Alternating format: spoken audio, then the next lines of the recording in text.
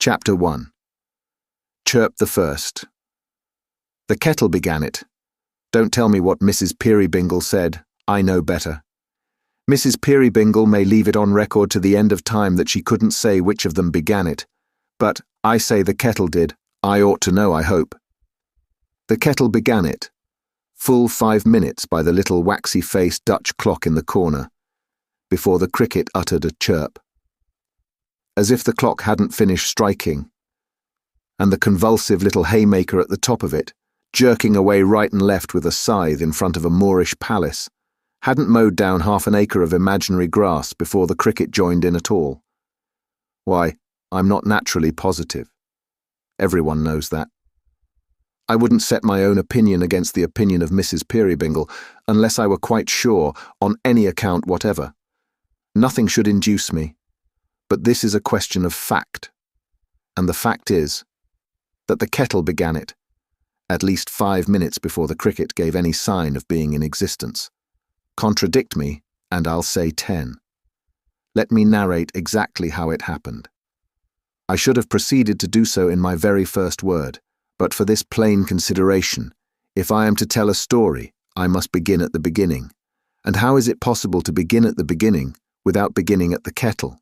It appeared as if there were a sort of match, or trial of skill, you must understand, between the kettle and the cricket. And this is what led to it, and how it came about. Mrs. Peerybingle, going out into the raw twilight, and clicking over the wet stones in a pair of pattens that worked innumerable rough impressions of the first proposition in Euclid all about the yard, Mrs. Peerybingle filled the kettle at the water butt. Presently returning, less the patterns, and a good deal less, for they were tall and Mrs. Peerybingle was but short, she set the kettle on the fire. In doing which she lost her temper, or mislaid it for an instant. For the water being uncomfortably cold, and in that slippy, slushy, sleety sort of state wherein it seems to penetrate through every kind of substance, patten rings included, had laid hold of Mrs. Peerybingle's toes, and even splashed her legs. And when we rather plume ourselves, with reason too, upon our legs, and keep ourselves particularly neat in point of stockings, we find this, for the moment, hard to bear. Besides, the kettle was aggravating and obstinate. It wouldn't allow itself to be adjusted on the top bar. It wouldn't hear of accommodating itself kindly to the knobs of coal. It would lean forward with a drunken air, and dribble, a very idiot of a kettle, on the hearth. It was quarrelsome, and hissed and spluttered morosely at the fire. To sum up all, the lid, resisting Mrs. Peerybingle's fingers, first of all turned topsy-turvy, and then, with an ingenious pertinacity deserving of a better cause, dived sideways in, down to the very bottom of the kettle. And the hull of the Royal George has never made half the monstrous resistance to coming out of the water, which the lid of that kettle employed against Mrs. Peerybingle before she got it up again. It looked sullen and pig-headed enough even then, carrying its handle with an air of defiance, and cocking its spout pertly and mockingly at Mrs. Peerybingle, as if it said, "I won't boil. Nothing shall induce me." But Mrs. Peerybingle, with restored good humour, dusted her chubby little hands against each other, and sat down before the kettle, laughing. Meantime, the jolly blaze uprose and fell, flashing and gleaming on the little haymaker at the top of the Dutch clock, until one might have thought he stood stock still before the Moorish palace, and nothing was in motion but the flame. He was on the move, however, and had his spasms, 2 to the second, all right and regular. But his sufferings when the clock was going to strike were frightful to behold, and when a cuckoo looked out of a trap-door in the palace and gave note 6 times, it shook him, each time, like a spectral voice, or like a something wiry, plucking at his legs. It was not until a violent commotion and a whirring noise among the weights and ropes below him had quite subsided that this terrified haymaker became himself again. Nor was he startled without reason, for these rattling, bony skeletons of clocks are very disconcerting in their operation, and I wonder very much how any set of men, but most of all how Dutchmen, can have had a liking to invent them. There is a popular belief that Dutchmen love broad cases and much clothing for their own lower selves, and they might know better than to leave their clocks so very lank and unprotected, surely. Now it was, you observe, that the kettle began to spend the evening. Now it was that the kettle, growing mellow and musical, began to have irrepressible gurglings in its throat, and to indulge in short vocal snorts, which it checked in the bud, as if it hadn't quite made up its mind yet, to be good company. Now it was that after 2 or 3 such vain attempts to stifle its convivial sentiments, it threw off all moroseness, all reserve, and burst into a stream of song so cosy and hilarious, as never Magdalen Nightingale yet formed the least idea of. So plain, too. Bless you, you might have understood it like a book. Better than some books you and I could name, perhaps, with its warm breath gushing forth in a light cloud which merrily and gracefully ascended a few feet, then hung about the chimney corner as its own domestic heaven. It trolled its song with that strong energy of cheerfulness, that its iron body hummed and stirred upon the fire, and the lid itself, the recently rebellious lid, such is the influence of a bright example, performed a sort of jig, and clattered like a deaf and dumb young cymbal that had never known the use of its twin brother. That this song of the kettles was a song of invitation and welcome to somebody out of doors, to somebody at that moment coming on, towards the snug small home and the crisp fire. There is no doubt whatever. Mrs. Peerybingle knew it perfectly as she sat musing before the hearth. "It's a dark night," sang the kettle, "and the rotten leaves are lying by the way. And above, all is mist and darkness, and below, all is mire and clay. And there's only one relief in all the sad and murky air. And I don't know that it is one, for it's nothing but a glare, of deep and angry crimson, where the sun and wind together set a brand upon the clouds for being guilty of such weather, and the widest open country is a long dull streak of black. And there's hoarfrost on the finger-post, and thaw upon the track, and the ice, it isn't water, and the water isn't free, and you couldn't say that anything is what it ought to be, but he's coming, coming, coming." And here, if you like, the cricket did chime in, with a chirrup, chirrup, chirrup of such magnitude, by way of chorus, with a voice so astoundingly disproportionate to its size, as compared with the kettle, size you couldn't see it, that if it had then and there burst itself like an overcharged gun, if it had fallen a victim on the spot, and chirruped its little body into 50 pieces, it would have seemed a natural and inevitable consequence, for which it had expressly laboured. The kettle had had the last of its solo performance. It persevered with undiminished ardour, but the cricket took first fiddle and kept it. Good heaven, how it chirped! Its shrill, sharp, piercing voice resounded through the house, and seemed to twinkle in the outer darkness like a star. There was an indescribable little trill and tremble in it at its loudest, which suggested its being carried off its legs, and made to leap again, by its own intense enthusiasm.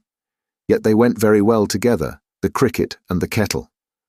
The burden of the song was still the same, and louder, louder, louder still, they sang it in their emulation.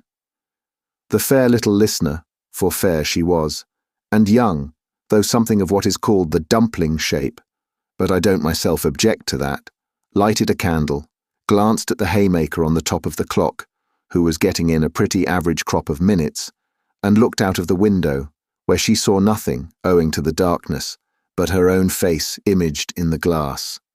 And my opinion is, and so would yours have been, that she might have looked a long way, and seen nothing half so agreeable. When she came back and sat down in her former seat, the cricket and the kettle were still keeping it up, with a perfect fury of competition, the kettle's weak side clearly being that he didn't know when he was beat.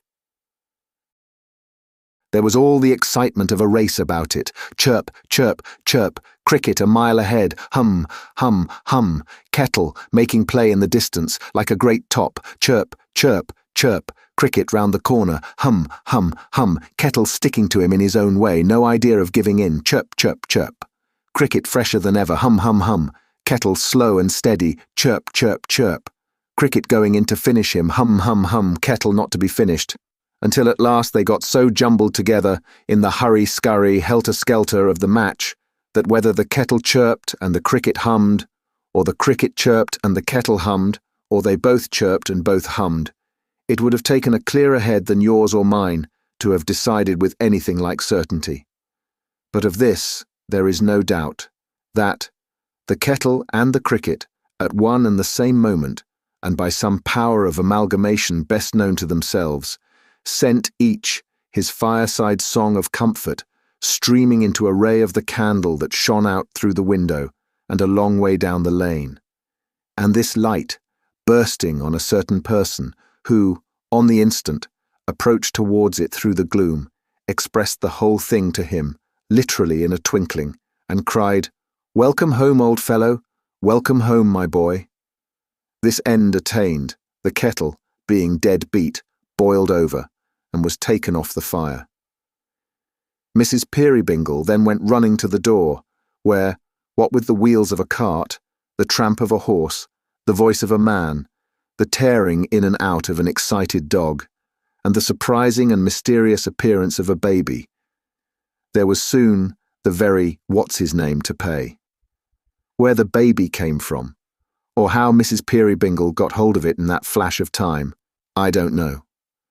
But a live baby there was, in Mrs. Peerybingle's arms, and a pretty tolerable amount of pride she seemed to have in it, when she was drawn gently to the fire, by a sturdy figure of a man, much taller and much older than herself, who had to stoop a long way down to kiss her, but she was worth the trouble. 6'6" with the lumbago might have done it. "Oh, goodness, John," said Mrs. Peerybingle, "what a state you are in with the weather." He was something the worse for it, undeniably. The thick mist hung in clots upon his eyelashes like candied thaw, and between the fog and fire together there were rainbows in his very whiskers. "Why, you see, Dot," John made answer slowly as he unrolled a shawl from about his throat and warmed his hands. It isn't exactly summer weather." "So, no wonder." "I wish you wouldn't call me Dot, John. I don't like it," said Mrs. Peerybingle, pouting in a way that clearly showed she did like it very much. "Why, what else are you?" returned John, looking down upon her with a smile, and giving her waist as light a squeeze as his huge hand and arm could give. "A Dot and," here he glanced at the baby, "a Dot and Carry. I won't say it, for fear I should spoil it. But I was very near a joke. I don't know as ever I was nearer." He was often near to something or other very clever by his own account. This lumbering, slow, honest John.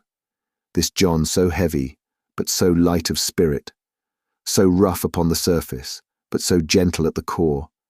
So dull without, so quick within. So stolid, but so good. O Mother Nature, give thy children the true poetry of heart that hid itself in this poor carrier's breast.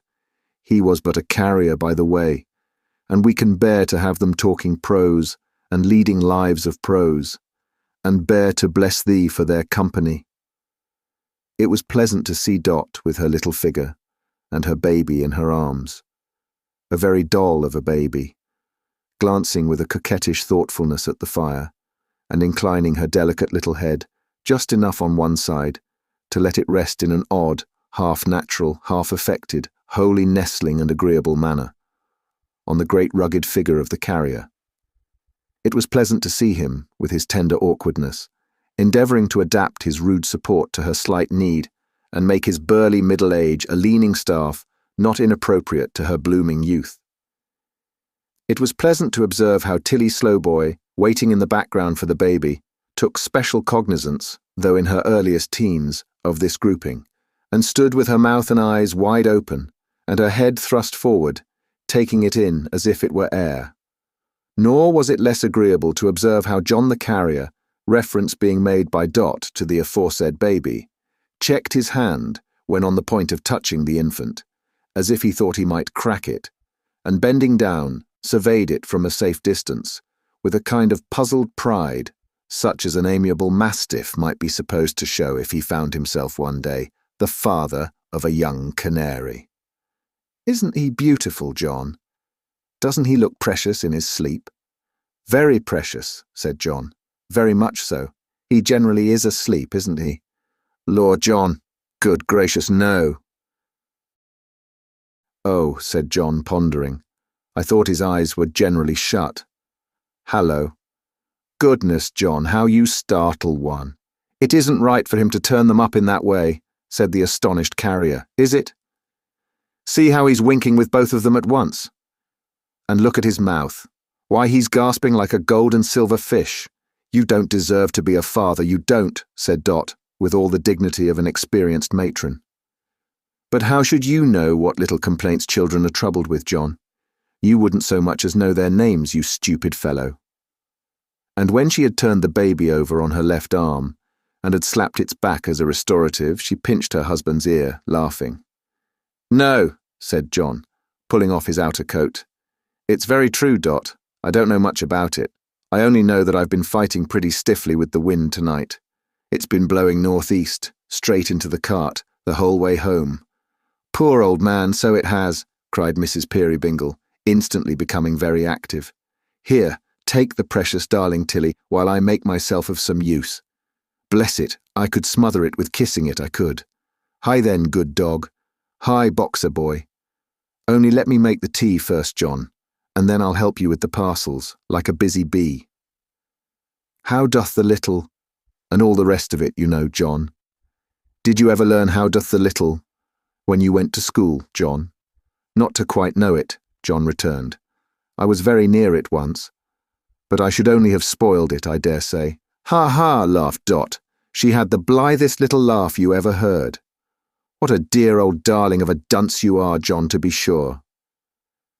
Not at all disputing this position, John went out to see that the boy with the lantern, which had been dancing to and fro before the door and window like a will-o'-the-wisp, took due care of the horse, who was fatter than you would quite believe if I gave you his measure, and so old that his birthday was lost in the mists of antiquity. Boxer, feeling that his attentions were due to the family in general, and must be impartially distributed, dashed in and out with bewildering inconstancy.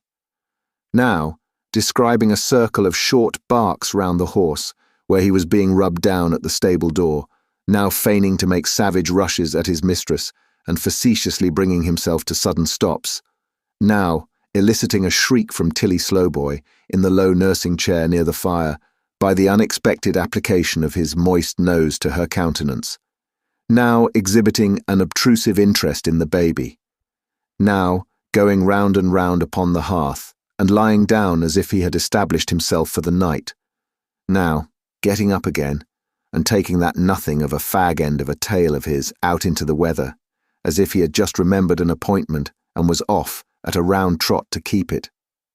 There's the teapot, ready on the hob," said Dot, as briskly busy as a child at play at keeping house. "And there's the old knuckle of ham, and there's the butter, and there's the crusty loaf and all. Here's the clothes basket for the small parcels, John, if you've got any there. Where are you, John? Don't let the dear child fall under the grate, Tilly, whatever you do." It may be noted of Miss Slowboy, in spite of her rejecting the caution with some vivacity, that she had a rare and surprising talent for getting this baby into difficulties, and had several times imperilled its short life, in a quiet way peculiarly her own. She was of a spare and straight shape, this young lady, insomuch that her garments appeared to be in constant danger of sliding off those sharp pegs, her shoulders, on which they were loosely hung. Her costume was remarkable for the partial development, on all possible occasions, of some flannel vestment of a singular structure, also for affording glimpses, in the region of the back, of a corset or pair of stays, in colour a dead green. Being always in a state of gaping admiration at everything, and absorbed, besides, in the perpetual contemplation of her mistress's perfections and the baby's, Miss Slowboy, in her little errors of judgment, may be said to have done equal honour to her head and to her heart. And though these did less honour to the baby's head, which they were the occasional means of bringing into contact with deal doors, dressers, stair rails, bedposts, and other foreign substances, still they were the honest results of Tilly Slowboy's constant astonishment at finding herself so kindly treated and installed in such a comfortable home, for the maternal and paternal Slowboy were alike unknown to fame, and Tilly had been bred by public charity a foundling, which word, though only differing from fondling by one vowel's length, is very different in meaning and expresses quite another thing. To have seen little Mrs. Peerybingle come back with her husband, tugging at the clothes basket and making the most strenuous exertions to do nothing at all, for he carried it, would have amused you almost as much as it amused him. It may have entertained the cricket too, for anything I know, but certainly it now began to chirp again, vehemently. "Heyday," said John in his slow way. "It's merrier than ever tonight, I think. And it's sure to bring us good fortune, John. It always has done so. To have a cricket on the hearth is the luckiest thing in all the world." John looked at her as if he had very nearly got the thought into his head that she was his cricket in chief, and he quite agreed with her. But it was probably one of his narrow escapes, for he said nothing. "The first time I heard its cheerful little note, John, was on that night when you brought me home, when you brought me to my new home here. Its little mistress, nearly a year ago. You recollect, John?" Oh yes, John remembered. "I should think so. Its chirp was such a welcome to me. It seemed so full of promise and encouragement. It seemed to say you would be kind and gentle with me, and would not expect I had a fear of that, John, then, to find an old head on the shoulders of your foolish little wife." John thoughtfully patted one of the shoulders and then the head, as though he would have said no. He had had no such expectation. He had been quite content to take them as they were, and really he had reason. They were very comely. It spoke the truth, John, when it seemed to say so, for you have ever been, I am sure, the best, the most considerate, the most affectionate of husbands to me. This has been a happy home, John, and I love the cricket for its sake." "Why, so do I then," said the carrier. "So do I, Dot. I love it for the many times I have heard it, and the many thoughts its harmless music has given me. Sometimes, in the twilight, when I have felt a little solitary and downhearted, John, before baby was here to keep me company and make the house gay, when I have thought how lonely you would be if I should die, how lonely I should be if I could know that you had lost me, dear, its chirp, chirp, chirp upon the hearth has seemed to tell me of another little voice, so sweet, so very dear to me, before whose coming sound my trouble vanished like a dream. And when I used to fear, I did fear once, John, I was very young, you know, that ours might prove to be an ill-assorted marriage, I being such a child, and you more like my guardian than my husband, and that you might not, however hard you tried, be able to learn to love me, as you hoped and prayed you might. Its chirp, chirp, chirp has cheered me up again and filled me with new trust and confidence. I was thinking of these things tonight, dear, when I sat expecting you, and I love the cricket for their sake." "And so do I," repeated John. "But, Dot, I hope and pray that I might learn to love you. How you talk. I had learnt that long before I brought you here, to be the cricket's little mistress, Dot." She laid her hand an instant on his arm and looked up at him with an agitated face, as if she would have told him something. Next moment she was down upon her knees before the basket, speaking in a sprightly voice, and busy with the parcels. "There are not many of them tonight, John, but I saw some goods behind the cart just now, and though they give more trouble, perhaps, still they pay as well, so we have no reason to grumble, have we? Besides, you have been delivering, I dare say, as you came along." "Oh yes," John said, "a good many." "Why, what's this round box? Heart alive, John, it's a wedding cake." "Leave a woman alone to find out that," said John, admiringly. "Now a man would never have thought of it. Whereas, It's my belief that if you were to pack a wedding cake up in a tea chest or a turn-up bedstead or a pickled salmon keg or any unlikely thing, a woman would be sure to find it out directly. Yes, I called for it at the pastry cook's, and it weighs I don't know what, whole hundredweights, cried Dot, making a great demonstration of trying to lift it. Whose is it, John? Where is it going? Read the writing on the other side, said John. Why, John? My goodness, John. Ah, who'd have thought it, John returned. You never mean to say, pursued Dot, sitting on the floor and shaking her head at him, that it's Gruff and Tackleton, the toy maker. John nodded.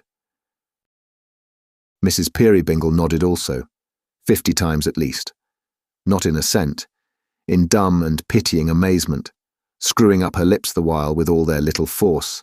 They were never made for screwing up, I am clear of that, and looking the good carrier through and through in her abstraction.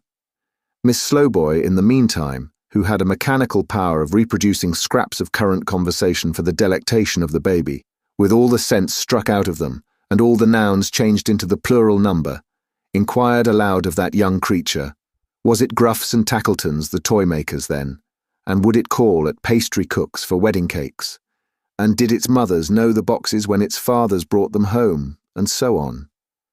And that is really to come about, said Dot. Why, she and I were girls at school together, John. He might have been thinking of her, or nearly thinking of her, perhaps, as she was in that same school time. He looked upon her with a thoughtful pleasure, but he made no answer. And he's as old, as unlike her. Why, how many years older than you is Gruff and Tackleton, John? How many more cups of tea shall I drink tonight at one sitting than Gruff and Tackleton ever took in 4, I wonder? Replied John, good-humouredly, as he drew a chair to the round table, and began at the cold ham. As to eating, I eat but little, but that little I enjoy, Dot. Even this, his usual sentiment at mealtimes, one of his innocent delusions, for his appetite was always obstinate, and flatly contradicted him, awoke no smile in the face of his little wife, who stood among the parcels, pushing the cake-box slowly from her with her foot, and never once looked, though her eyes were cast down too, upon the dainty shoe she generally was so mindful of. Absorbed in thought, she stood there, heedless alike of the tea and John, although he called to her and rapped the table with his knife to startle her, until he rose and touched her on the arm, when she looked at him for a moment, and hurried to her place behind the tea-board, laughing at her negligence, but not as she had laughed before. The manner and the music were quite changed. The cricket, too, had stopped. Somehow the room was not so cheerful as it had been, nothing like it. So these are all the parcels, are they, John? She said, breaking a long silence, which the honest carrier had devoted to the practical illustration of one part of his favourite sentiment, certainly enjoying what he ate, if it couldn't be admitted that he ate but little. So these are all the parcels, are they, John? That's all, said John. Why, no, laying down his knife and fork and taking a long breath, I declare I've clean forgotten the old gentleman. The old gentleman. In the cart, said John. He was asleep among the straw the last time I saw him. I very nearly remembered him twice since I came in, but he went out of my head again. Hallo, you hip there? Rouse up, that's my hearty. John said these latter words outside the door, whither he had hurried with the candle in his hand. Miss Slowboy, conscious of some mysterious reference to the old gentleman, and connecting in her mystified imagination certain associations of a religious nature with the phrase, was so disturbed that hastily rising from the low chair by the fire to seek protection near the skirts of her mistress, and coming into contact, as she crossed the doorway with an ancient stranger, she instinctively made a charge or butt at him, with the only offensive instrument within her reach. This instrument happening to be the baby, great commotion and alarm ensued, which the sagacity of Boxer rather tended to increase. For that good dog, more thoughtful than its master, had, it seemed, been watching the old gentleman in his sleep, lest he should walk off with a few young poplar trees that were tied up behind the cart, and he still attended on him very closely, worrying his gaiters, in fact, and making dead sets at the buttons. "You're such an undeniable good sleeper, sir," said John, when tranquillity was restored. In the meantime, the old gentleman had stood, bareheaded and motionless, in the centre of the room, that I have half a mind to ask you where the other 6 are. Only that would be a joke, and I know I should spoil it. "Very near, though," murmured the carrier with a chuckle. "Very near." The stranger, who had long white hair, good features, singularly bold and well-defined for an old man, and dark, bright, penetrating eyes, looked round with a smile, and saluted the carrier's wife by gravely inclining his head. His garb was very quaint and odd, a long, long way behind the time. Its hue was brown, all over. In his hand he held a great brown club or walking stick, and striking this upon the floor, it fell asunder and became a chair, on which he sat down, quite composedly. "There," said the carrier, turning to his wife. "That's the way I found him, sitting by the roadside, upright as a milestone, and almost as deaf." "Sitting in the open air, John." "In the open air," replied the carrier, "just at dusk. Carriage paid," he said, and gave me 18 pence. Then he got in, and there he is. He's going, John, I think. "Not at all. He was only going to speak. If you please, I was to be left till called for," said the stranger mildly. "Don't mind me." With that, he took a pair of spectacles from one of his large pockets and a book from another, and leisurely began to read, making no more of Boxer than if he had been a house lamb. The carrier and his wife exchanged a look of perplexity. The stranger raised his head, and glancing from the latter to the former, said, "Your daughter, my good friend?" "Wife," returned John. "Niece?" said the stranger. "Wife," roared John. "Indeed," observed the stranger. "Surely, very young." He quietly turned over and resumed his reading. But before he could have read 2 lines, he again interrupted himself to say, "Baby yours?" John gave him a gigantic nod, equivalent to an answer in the affirmative, delivered through a speaking trumpet. "Girl?" "Boy," roared John. "Also very young, eh?" Mrs. Peerybingle instantly struck in. 2 months and 3 days, vaccinated just 6 weeks ago, took very finely, considered by the doctor a remarkably beautiful child, equal to the general run of children at 5 months old, takes notice, in a way quite wonderful, may seem impossible to you, but feels his legs already. Here the breathless little mother, who had been shrieking these short sentences into the old man's ear until her pretty face was crimsoned, held up the baby before him as a stubborn and triumphant fact. While Tilly Slowboy, with a melodious cry of "Ketcher, Ketcher," which sounded like some unknown words adapted to a popular sneeze, performed some cow-like gambols round that all unconscious innocent. "Hark, he's called for, sure enough," said John. "There's somebody at the door. Open it, Tilly." Before she could reach it, however, it was opened from without, being a primitive sort of door with a latch that anyone could lift if he chose. And a good many people did choose, for all kinds of neighbours liked to have a cheerful word or two with the carrier, though he was no great talker himself. Being opened, it gave admission to a little meagre, thoughtful, dingy-faced man, who seemed to have made himself a great coat from the sackcloth covering of some old box. For when he turned to shut the door and keep the weather out, he disclosed upon the back of that garment the inscription G and T in large black letters, also the word glass in bold characters. "Good evening, John," said the little man. "Good evening, Mum. Good evening, Tilly. Good evening, unbeknown. How's baby, Mum? Boxer's pretty well, I hope?" "All thriving, Caleb," replied Dot. "I'm sure you need only look at the dear child for one to know that, and I'm sure I need only look at you for another," said Caleb. He didn't look at her, though. He had a wandering and thoughtful eye which seemed to be always projecting itself into some other time and place no matter what he said, a description which will equally apply to his voice. "Or at John for another," said Caleb. "Or at Tilly, as far as that goes. Or certainly at Boxer." "Busy just now, Caleb?" asked the carrier. "Why, pretty well, John. he returned, with the distraught air of a man who was casting about for the philosopher's stone at least. Pretty much so. There's rather a run on Noah's Arks at present. I could have wished to improve upon the family, but I don't see how it's to be done at the price. It would be a satisfaction to one's mind to make it clearer which was Shems and Hams and which was wives. Flies aren't on that scale neither, as compared with elephants, you know. Ah, well. Have you got anything in the parcel line for me, John? The carrier put his hand into a pocket of the coat he had taken off, and brought out, carefully preserved in moss and paper, a tiny flower pot. There it is, he said, adjusting it with great care, not so much as a leaf damaged, full of buds. Caleb's dull eye brightened as he took it and thanked him.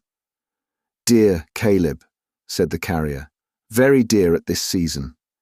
Never mind that. It would be cheap to me, whatever it cost, returned the little man. Anything else, John? A small box, replied the carrier. Here you are. For Caleb Plummer, said the little man, spelling out the direction. With cash. With cash, John? I don't think it's for me. With care, returned the carrier, looking over his shoulder. Where do you make out cash? Oh, to be sure, said Caleb. It's all right, with care. Yes, that's mine. It might have been with cash indeed, if my dear boy in the golden South Americas had lived, John. You loved him like a son, didn't you? You needn't say you did. I know, of course. Caleb Plummer, with care. Yes, it's all right. It's a box of doll's eyes for my daughter's work. I wish it was her own sight in a box, John. I wish it was, or could be, cried the carrier. Thank you, said the little man. You speak very hearty. To think that she should never see the dolls, and them a staring at her so bold all day long. That's where it cuts. What's the damage, John? I'll damage you, said John, if you inquire. Dot. Very near. Well, it's like you to say so, observed the little man. It's your kind way. Let me see, I think that's all. I think not, said the carrier. Try again. Something for our governor, eh? Said Caleb after pondering a little while. To be sure, that's what I came for. But my head's so running on them arks and things. He hasn't been here, has he? Not he, returned the carrier. He's too busy courting. He's coming round, though, said Caleb, for he told me to keep on the near side of the road going home, and it was 10 to 1 he'd take me up. I'd better go, by the by. You couldn't have the goodness to let me pinch Boxer's tail, ma'am, for half a moment, could you? Why, Caleb, what a question. Oh, never mind, ma'am, said the little man. He mightn't like it, perhaps. There's a small order just come in for barking dogs, and I should wish to go as close to nature as I could for 6pence, that's all. Never mind, ma'am. It happened opportunely that Boxer, without receiving the proposed stimulus, began to bark with great zeal, but, as this implied the approach of some new visitor, Caleb, postponing his study from the life to a more convenient season, shouldered the round box and took a hurried leave. He might have spared himself the trouble, for he met the visitor upon the threshold. Oh, you're here, are you? Wait a bit. I'll take you home. John Peerybingle, my service to you. More of my service to your pretty wife. Handsomer every day. Better too, if possible. And younger, mused the speaker in a low voice. That's the devil of it. I should be astonished at your paying compliments, Mr. Tackleton, said Dot, not with the best grace in the world, but for your condition. You know all about it, then? I have got myself to believe it somehow, said Dot, after a hard struggle, I suppose. Very. Tackleton, the toy merchant, pretty generally known as Gruff and Tackleton, for that was the firm, though Gruff had been bought out long ago, only leaving his name, and as some said his nature, according to its dictionary meaning, in the business. Tackleton, the toy merchant, was a man whose vocation had been quite misunderstood by his parents and guardians.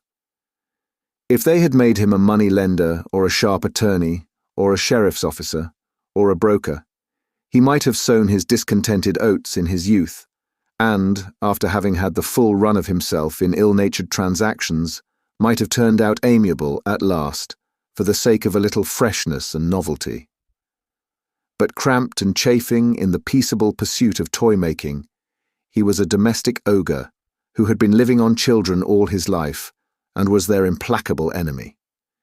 He despised all toys, wouldn't have bought one for the world, delighted in his malice to insinuate grim expressions into the faces of brown paper farmers who drove pigs to market, bellmen who advertised lost lawyers' consciences, movable old ladies who darned stockings or carved pies, and other like samples of his stock in trade, in appalling masks, hideous, hairy, red-eyed jacks in boxes, vampire kites, demoniacal tumblers who wouldn't lie down, and were perpetually flying forward to stare infants out of countenance.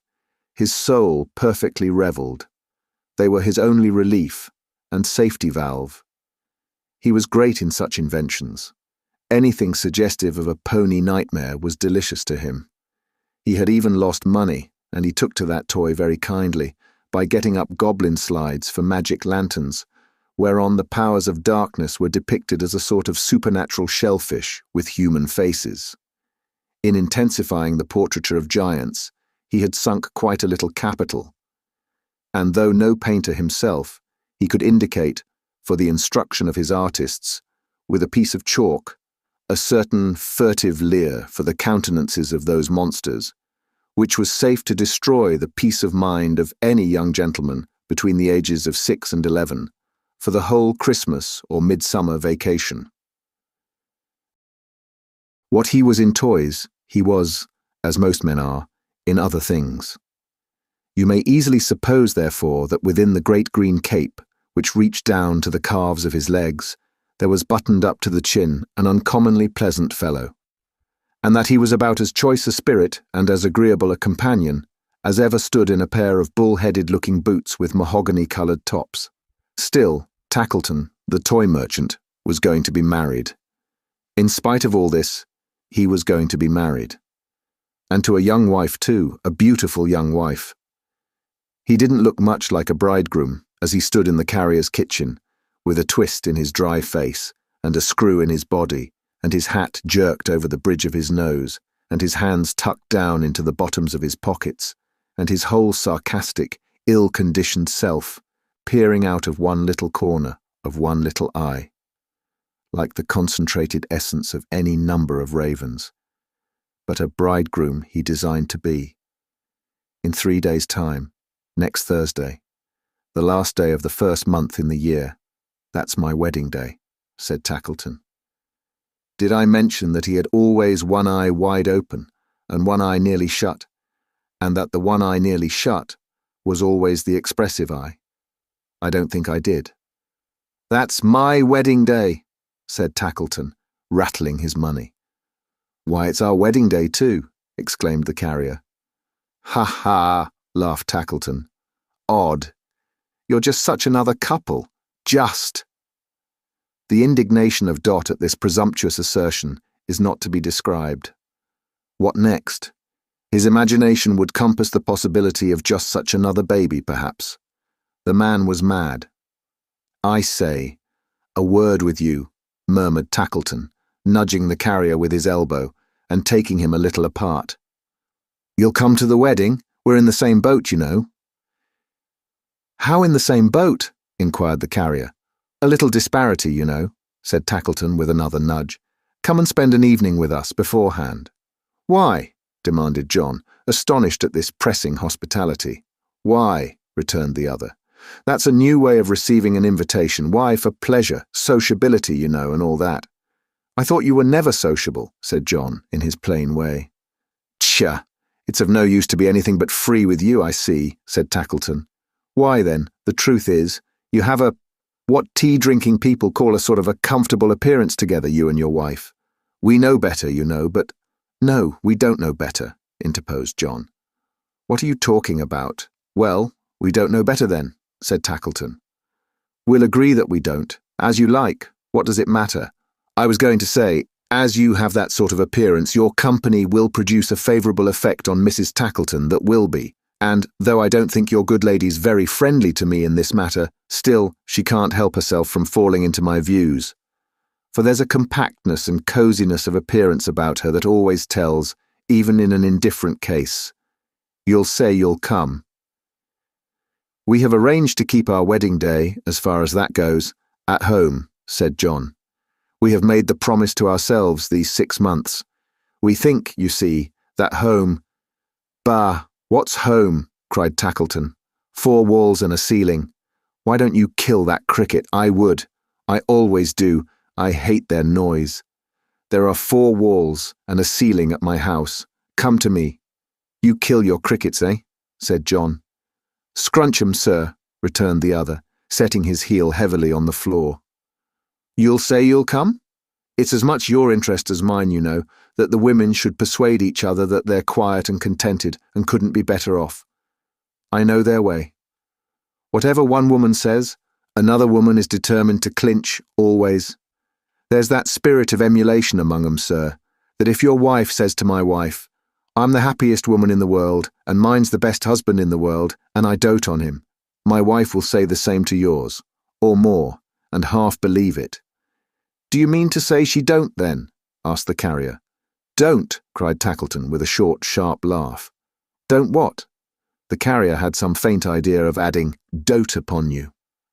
But happening to meet the half-closed eye, as it twinkled upon him over the turned-up collar of the cape, which was within an ace of poking it out, he felt it such an unlikely part and parcel of anything to be doted on, that he substituted, "That she don't believe it."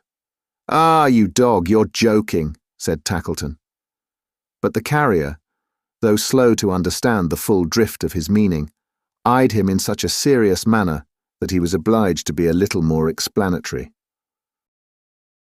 "I have the humour," said Tackleton, holding up the fingers of his left hand and tapping the forefinger, "to imply there I am, Tackleton to wit. I have the humour, sir, to marry a young wife, and a pretty wife."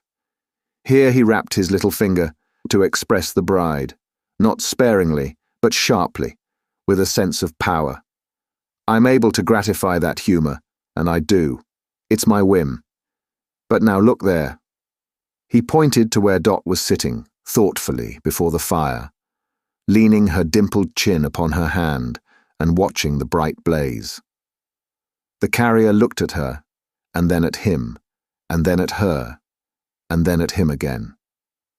"She honours and obeys, no doubt, you know," said Tackleton, "and that, as I am not a man of sentiment, is quite enough for me. But do you think there's anything more in it?" "I think," observed the carrier, "that I should chuck any man out of window who said there wasn't."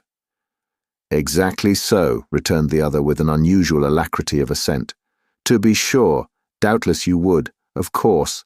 I'm certain of it. Good night. Pleasant dreams." The carrier was puzzled and made uncomfortable and uncertain in spite of himself. He couldn't help showing it in his manner. "Good night, my dear friend," said Tackleton compassionately.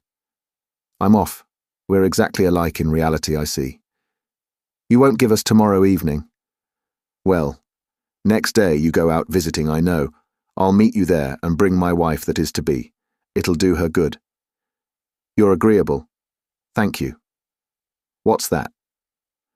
It was a loud cry from the carrier's wife, a loud, sharp, sudden cry that made the room ring like a glass vessel. She had risen from her seat and stood like one transfixed by terror and surprise. The stranger had advanced towards the fire to warm himself and stood within a short stride of her chair, but quite still. "Dot!" cried the carrier. "Mary, darling, what's the matter?" They were all about her in a moment. Caleb, who had been dozing on the cake box, in the first imperfect recovery of his suspended presence of mind, seized Miss Slowboy by the hair of her head, but immediately apologized. "Mary!" exclaimed the carrier, supporting her in his arms. "Are you ill? What is it? Tell me, dear." She only answered by beating her hands together and falling into a wild fit of laughter. Then, sinking from his grasp upon the ground, she covered her face with her apron and wept bitterly. And then she laughed again, and then she cried again, and then she said how cold it was, and suffered him to lead her to the fire, where she sat down as before, the old man standing, as before, quite still. "I'm better, John," she said. "I'm quite well now. John." But John was on the other side of her. Why turn her face towards the strange old gentleman as if addressing him? Was her brain wandering? Only a fancy, John dear, a kind of shock, a something coming suddenly before my eyes. I don't know what it was. It's quite gone. Quite gone. I'm glad it's gone, muttered Tackleton, turning the expressive eye all round the room. I wonder where it's gone and what it was. Humph. Caleb, come here. Who's that with the grey hair? I don't know, sir, returned Caleb in a whisper. Never seen him before in all my life. A beautiful figure for a nutcracker. Quite a new model. With a screw jaw opening down into his waistcoat, he'd be lovely. Not ugly enough, said Tackleton. Or for a firebox either, observed Caleb in deep contemplation. What a model. Unscrew his head to put the matches in, turn him heels upwards for the light, and what a firebox for a gentleman's mantel-shelf, just as he stands. Not half ugly enough, said Tackleton. Nothing in him at all. Come, bring that box. All right now, I hope. Oh, quite gone, said the little woman, waving him hurriedly away. Good night. Good night, said Tackleton. Good night, John Peerybingle. Take care how you carry that box, Caleb. Let it fall, and I'll murder you. Dark as pitch, and weather worse than ever, eh? Good night. So, with another sharp look round the room, he went out at the door, followed by Caleb with the wedding cake on his head. The carrier had been so much astounded by his little wife, and so busily engaged in soothing and tending her, that he had scarcely been conscious of the stranger's presence. Until now, when he again stood there, their only guest. He doesn't belong to them, you see, said John. I must give him a hint to go. I beg your pardon, friend, said the old gentleman, advancing to him. The more so, as I fear your wife has not been well. But the attendant whom my infirmity, he touched his ears and shook his head, renders almost indispensable, not having arrived. I fear there must be some mistake. The bad night which made the shelter of your comfortable cart, may I never have a worse, so acceptable, is still as bad as ever. Would you, in your kindness, suffer me to rent a bed here? Yes, yes, cried Dot. Yes, certainly. Oh, said the carrier, surprised by the rapidity of this consent. Well, I don't object, but still I'm not quite sure that— Hush, she interrupted. Dear John. Why, he's stone deaf, urged John. I know he is, but— Yes, sir, certainly, yes, certainly. I'll make him up a bed. Directly, John. As she hurried off to do it, the flutter of her spirits and the agitation of her manner were so strange that the carrier stood looking after her, quite confounded. Did its mothers make it up a bed, then? Cried Miss Slowboy to the baby. And did its hair grow brown and curly when its caps was lifted off, and frighten it, a precious pet, a sitting by the fires? With that unaccountable attraction of the mind to trifles, which is often incidental to a state of doubt and confusion, the carrier, as he walked slowly to and fro, found himself mentally repeating even these absurd words many times, so many times that he got them by heart, and was still conning them over and over, like a lesson, when Tilly, after administering as much friction to the little bald head with her hand as she thought wholesome, according to the practice of nurses, had once more tied the baby's cap on. And frighten it, a precious pet, a sitting by the fires. What frightened Dot, I wonder, mused the carrier, pacing to and fro. He scouted from his heart the insinuations of the toy merchant, and yet they filled him with a vague, indefinite uneasiness. For Tackleton was quick and sly, and he had that painful sense himself of being a man of slow perception, that a broken hint was always worrying to him.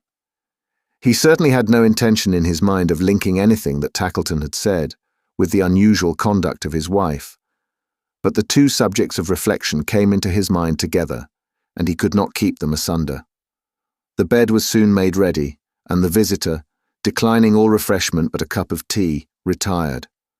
Then Dot, quite well again, she said, quite well again, arranged the great chair in the chimney corner for her husband, filled his pipe and gave it him, and took her usual little stool beside him on the hearth. She always would sit on that little stool. I think she must have had a kind of notion that it was a coaxing, wheedling little stool. She was, out and out, the very best filler of a pipe, I should say, in the 4 quarters of the globe. To see her put that chubby little finger in the bowl and then blow down the pipe to clear the tube, and when she had done so, affect to think that there was really something in the tube, and blow a dozen times, and hold it to her eye like a telescope, with a most provoking twist in her capital little face, as she looked down it, was quite a brilliant thing.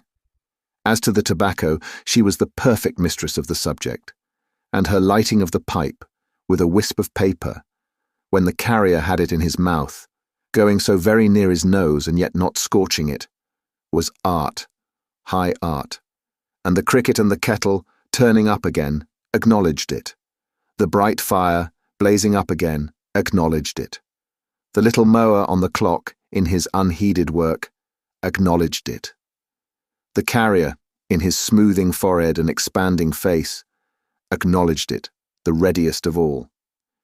And as he soberly and thoughtfully puffed at his old pipe, and as the Dutch clock ticked, and as the red fire gleamed, and as the cricket chirped, that genius of his hearth and home, for such the cricket was, came out, in fairy shape, into the room, and summoned many forms of home about him. Dots of all ages and all sizes filled the chamber. Dots who were merry children, running on before him gathering flowers in the fields. Coy dots, half shrinking from, half yielding to, the pleading of his own rough image. Newly married dots, alighting at the door and taking wondering possession of the household keys. Motherly little dots, attended by fictitious slow boys, bearing babies to be christened. Matronly dots, still young and blooming, watching dots of daughters as they danced at rustic balls, fat dots, encircled and beset by troops of rosy grandchildren. Withered dots, who leaned on sticks and tottered as they crept along.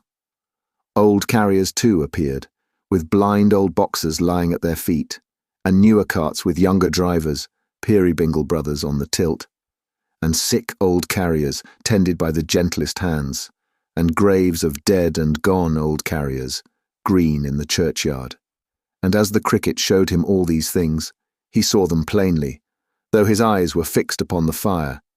The carrier's heart grew light and happy, and he thanked his household gods with all his might, and cared no more for Gruff and Tackleton than you do.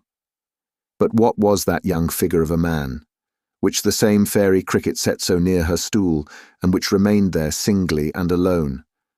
Why did it linger still so near her, with its arm upon the chimney-piece, ever repeating married, and not to me? O Dot, O failing Dot, there is no place for it in all your husband's visions. Why has its shadow fallen on his hearth?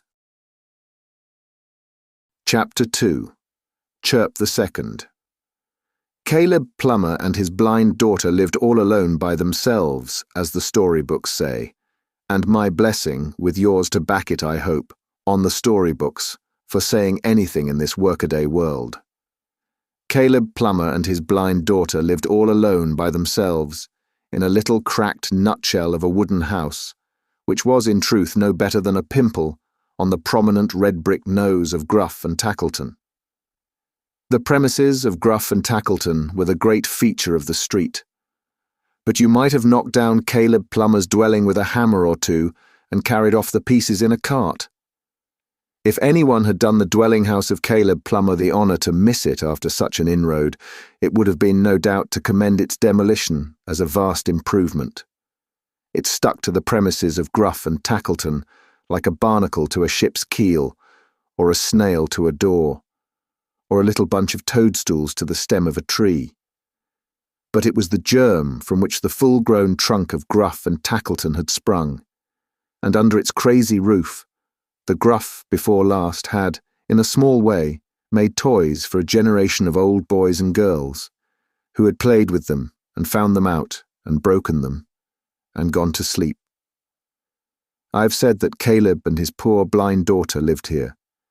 I should have said that Caleb lived here, and his poor blind daughter somewhere else, in an enchanted home of Caleb's furnishing, where scarcity and shabbiness were not, and trouble never entered. Caleb was no sorcerer, but in the only magic art that still remains to us, the magic of devoted, deathless love, nature had been the mistress of his study, and from her teaching, all the wonder came. The blind girl never knew that ceilings were discoloured, walls blotched and bare of plaster here and there, high crevices unstopped and widening every day, beams mouldering and tending downward. The blind girl never knew that iron was rusting, wood rotting, paper peeling off, the size and shape and true proportion of the dwelling withering away. The blind girl never knew that ugly shapes of delf and earthenware were on the board, that sorrow and faint-heartedness were in the house, that Caleb's scanty hairs were turning greyer and more grey before her sightless face. The blind girl never knew they had a master, cold, exacting, and uninterested, never knew that Tackleton was Tackleton in short, but lived in the belief of an eccentric humorist who loved to have his jest with them, and who, while he was the guardian angel of their lives, disdained to hear one word of thankfulness. And all was Caleb's doing, all the doing of her simple father, but he too had a cricket on his hearth, and listening sadly to its music when the motherless blind child was very young, that spirit had inspired him with the thought that even her great deprivation might be almost changed into a blessing, and the girl made happy by these little means. For all the cricket tribe are potent spirits, even though the people who hold converse with them do not know it, which is frequently the case. And there are not in the unseen world voices more gentle and more true that may be so implicitly relied on, or that are so certain to give none but tenderest counsel, as the voices in which the spirits of the fireside and the hearth address themselves to humankind. Caleb and his daughter were at work together in their usual working room, which served them for their ordinary living room as well, and a strange place it was. There were houses in it, finished and unfinished, for dolls of all stations in life, suburban tenements for dolls of moderate means, kitchens and single apartments for dolls of the lower classes, capital town residences for dolls of high estate. Some of these establishments were already furnished according to estimate, with a view to the convenience of dolls of limited income. Others could be fitted on the most expensive scale at a moment's notice, from whole shelves of chairs and tables, sofas, bedsteads, and upholstery. The nobility and gentry, and public in general, for whose accommodation these tenements were designed, lay here and there in baskets, staring straight up at the ceiling, but in denoting their degrees in society and confining them to their respective stations, which experience shows to be lamentably difficult in real life, the makers of these dolls had far improved on nature, who is often froward and perverse, for they, not resting on such arbitrary marks as satin, cotton print, and bits of rag, had superadded striking personal differences which allowed of no mistake. Thus, the doll lady of distinction had wax limbs of perfect symmetry, but only she and her compeers. The next grade in the social scale being made of leather, and the next of coarse linen stuff. As to the common people, they had just so many matches out of tinder boxes for their arms and legs, and there they were, established in their sphere at once, beyond the possibility of getting out of it. There were various other samples of his handicraft, besides dolls in Caleb Plummer's room. There were Noah's Arks, in which the birds and beasts were an uncommonly tight fit, I assure you, though they could be crammed in anyhow, at the roof, and rattled and shaken into the smallest compass. By a bold poetical license, most of these Noah's Arks had knockers on the doors, inconsistent appendages perhaps, as suggestive of morning callers and a postman, yet a pleasant finish to the outside of the building. There were scores of melancholy little carts, which when the wheels went round performed most doleful music. many small fiddles, drums, and other instruments of torture. No end of cannon, shields, swords, spears, and guns. There were little tumblers in red breeches, incessantly swarming up high obstacles of red tape and coming down, head first, on the other side. And there were innumerable old gentlemen of respectable, not to say venerable appearance, insanely flying over horizontal pegs, inserted for the purpose in their own street doors. There were beasts of all sorts, horses in particular, of every breed, from the spotted barrel on 4 pegs, with a small tippet for a mane, to the thoroughbred rocker on his highest mettle. As it would have been hard to count the dozens upon dozens of grotesque figures that were ever ready to commit all sorts of absurdities on the turning of a handle, so it would have been no easy task to mention any human folly, vice, or weakness that had not its type, immediate or remote, in Caleb Plummer's room. And not in an exaggerated form, for very little handles will move men and women to as strange performances as any toy was ever made to undertake. In the midst of all these objects, Caleb and his daughter sat at work. The blind girl busy as a doll's dressmaker, Caleb painting and glazing the 4-pair front of a desirable family mansion. The care imprinted in the lines of Caleb's face, and his absorbed and dreamy manner, which would have sat well on some alchemist or abstruse student, were at first sight an odd contrast to his occupation and the trivialities about him. But trivial things, invented and pursued for bread, become very serious matters of fact.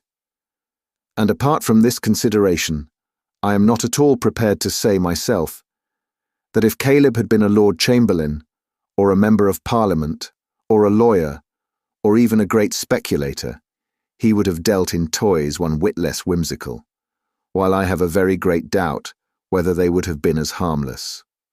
"So, you were out in the rain last night, father, in your beautiful new greatcoat," said Caleb's daughter. "In my beautiful new greatcoat," answered Caleb, glancing towards a clothesline in the room on which the sackcloth garment previously described was carefully hung up to dry. "How glad I am you bought it, father." "And of such a tailor, too," said Caleb. "Quite a fashionable tailor, it's too good for me." The blind girl rested from her work and laughed with delight. "Too good, father. What can be too good for you?" "I'm half ashamed to wear it, though," said Caleb, watching the effect of what he said upon her brightening face.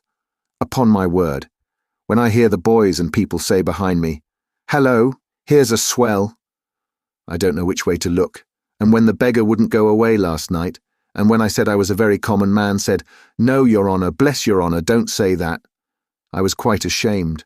I really felt as if I hadn't a right to wear it." Happy blind girl! How merry she was in her exultation. "I see you, father," she said, clasping her hands, as plainly, as if I had the eyes I never want when you are with me. "A blue coat. Bright blue," said Caleb. "Yes, yes, bright blue," exclaimed the girl, turning up her radiant face. "The colour I can just remember in the blessed sky. You told me it was blue before. A bright blue coat, made loose to the figure," suggested Caleb. "Made loose to the figure," cried the blind girl, laughing heartily. "And in it you, dear father, with your merry eye, your smiling face, your free step, and your dark hair, looking so young and handsome." "Hello, hello," said Caleb. "I shall be vain presently." "I think you are already," cried the blind girl, pointing at him in her glee. "I know you, father. Ha ha ha, I've found you out, you see." How different the picture in her mind from Caleb as he sat observing her. She had spoken of his free step. She was right in that. For years and years he had never once crossed that threshold at his own slow pace, but with a footfall counterfeited for her ear. And never had he, when his heart was heaviest, forgotten the light tread that was to render hers so cheerful and courageous. Heaven knows. But I think Caleb's vague bewilderment of manner may have half originated in his having confused himself about himself and everything around him, for the love of his blind daughter. How could the little man be otherwise than bewildered, after labouring for so many years to destroy his own identity, and that of all the objects that had any bearing on it.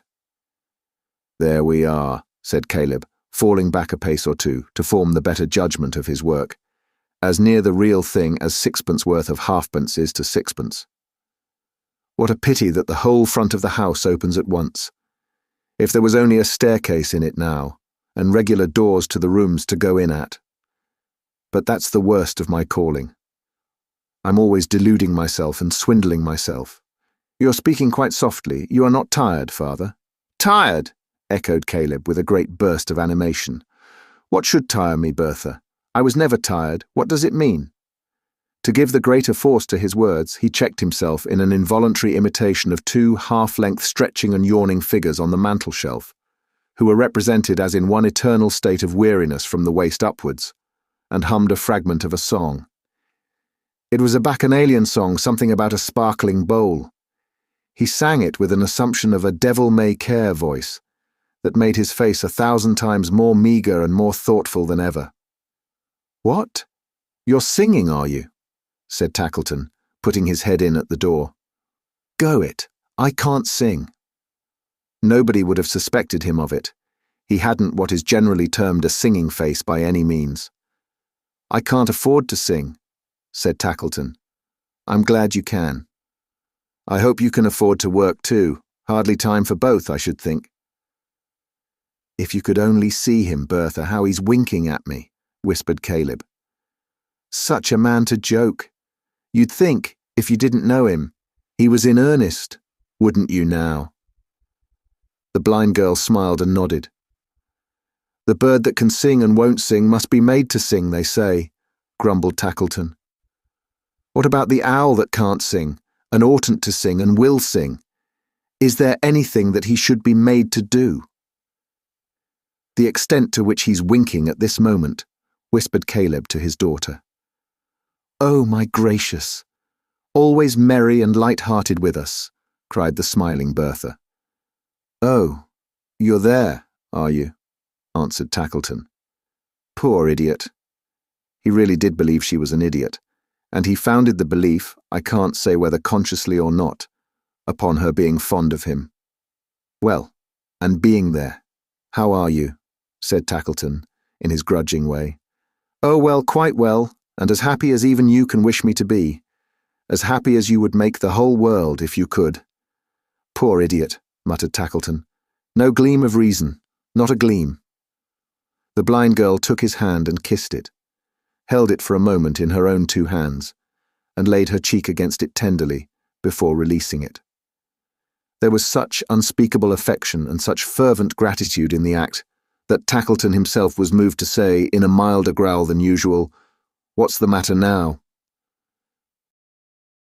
"I stood it close beside my pillow when I went to sleep last night, and remembered it in my dreams, and when the day broke and the glorious red sun—" "The red sun, father?" "Red in the mornings and the evenings, Bertha," said poor Caleb, with a woeful glance at his employer. "When it rose, and the bright light I almost fear to strike myself against in walking, came into the room, I turned the little tree towards it, and blessed heaven for making things so precious, and blessed you for sending them to cheer me." "Bedlam broke loose," said Tackleton under his breath. "We shall arrive at the strait waistcoat and mufflers soon. We're getting on." Caleb, with his hands hooked loosely in each other, stared vacantly before him while his daughter spoke, as if he really were uncertain, I believe he was, whether Tackleton had done anything to deserve her thanks, or not. If he could have been a perfectly free agent at that moment required on pain of death to kick the toy merchant or fall at his feet according to his merits, I believe it would have been an even chance which course he would have taken. Yet Caleb knew that with his own hands he had brought the little rose tree home for her, so carefully, and that with his own lips he had forged the innocent deception which should help to keep her from suspecting how much, how very much, he every day denied himself, that she might be the happier. "Bertha," said Tackleton, assuming for the nonce a little cordiality, "come here." "Oh, I can come straight to you. You needn't guide me," she rejoined. "Shall I tell you a secret, Bertha?" "If you will," she answered eagerly. How bright the darkened face, how adorned with light the listening head.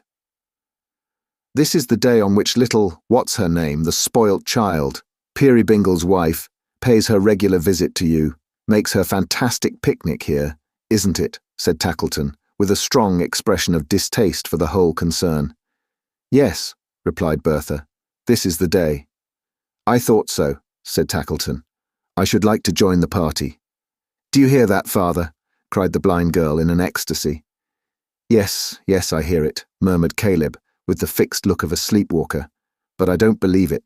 It's one of my lies, I've no doubt. You see, I want to bring the Peerybingles a little more into company with May Fielding, said Tackleton. I am going to be married to May. Married? Cried the blind girl, starting from him. She's such a confounded idiot, muttered Tackleton, that I was afraid she'd never comprehend me.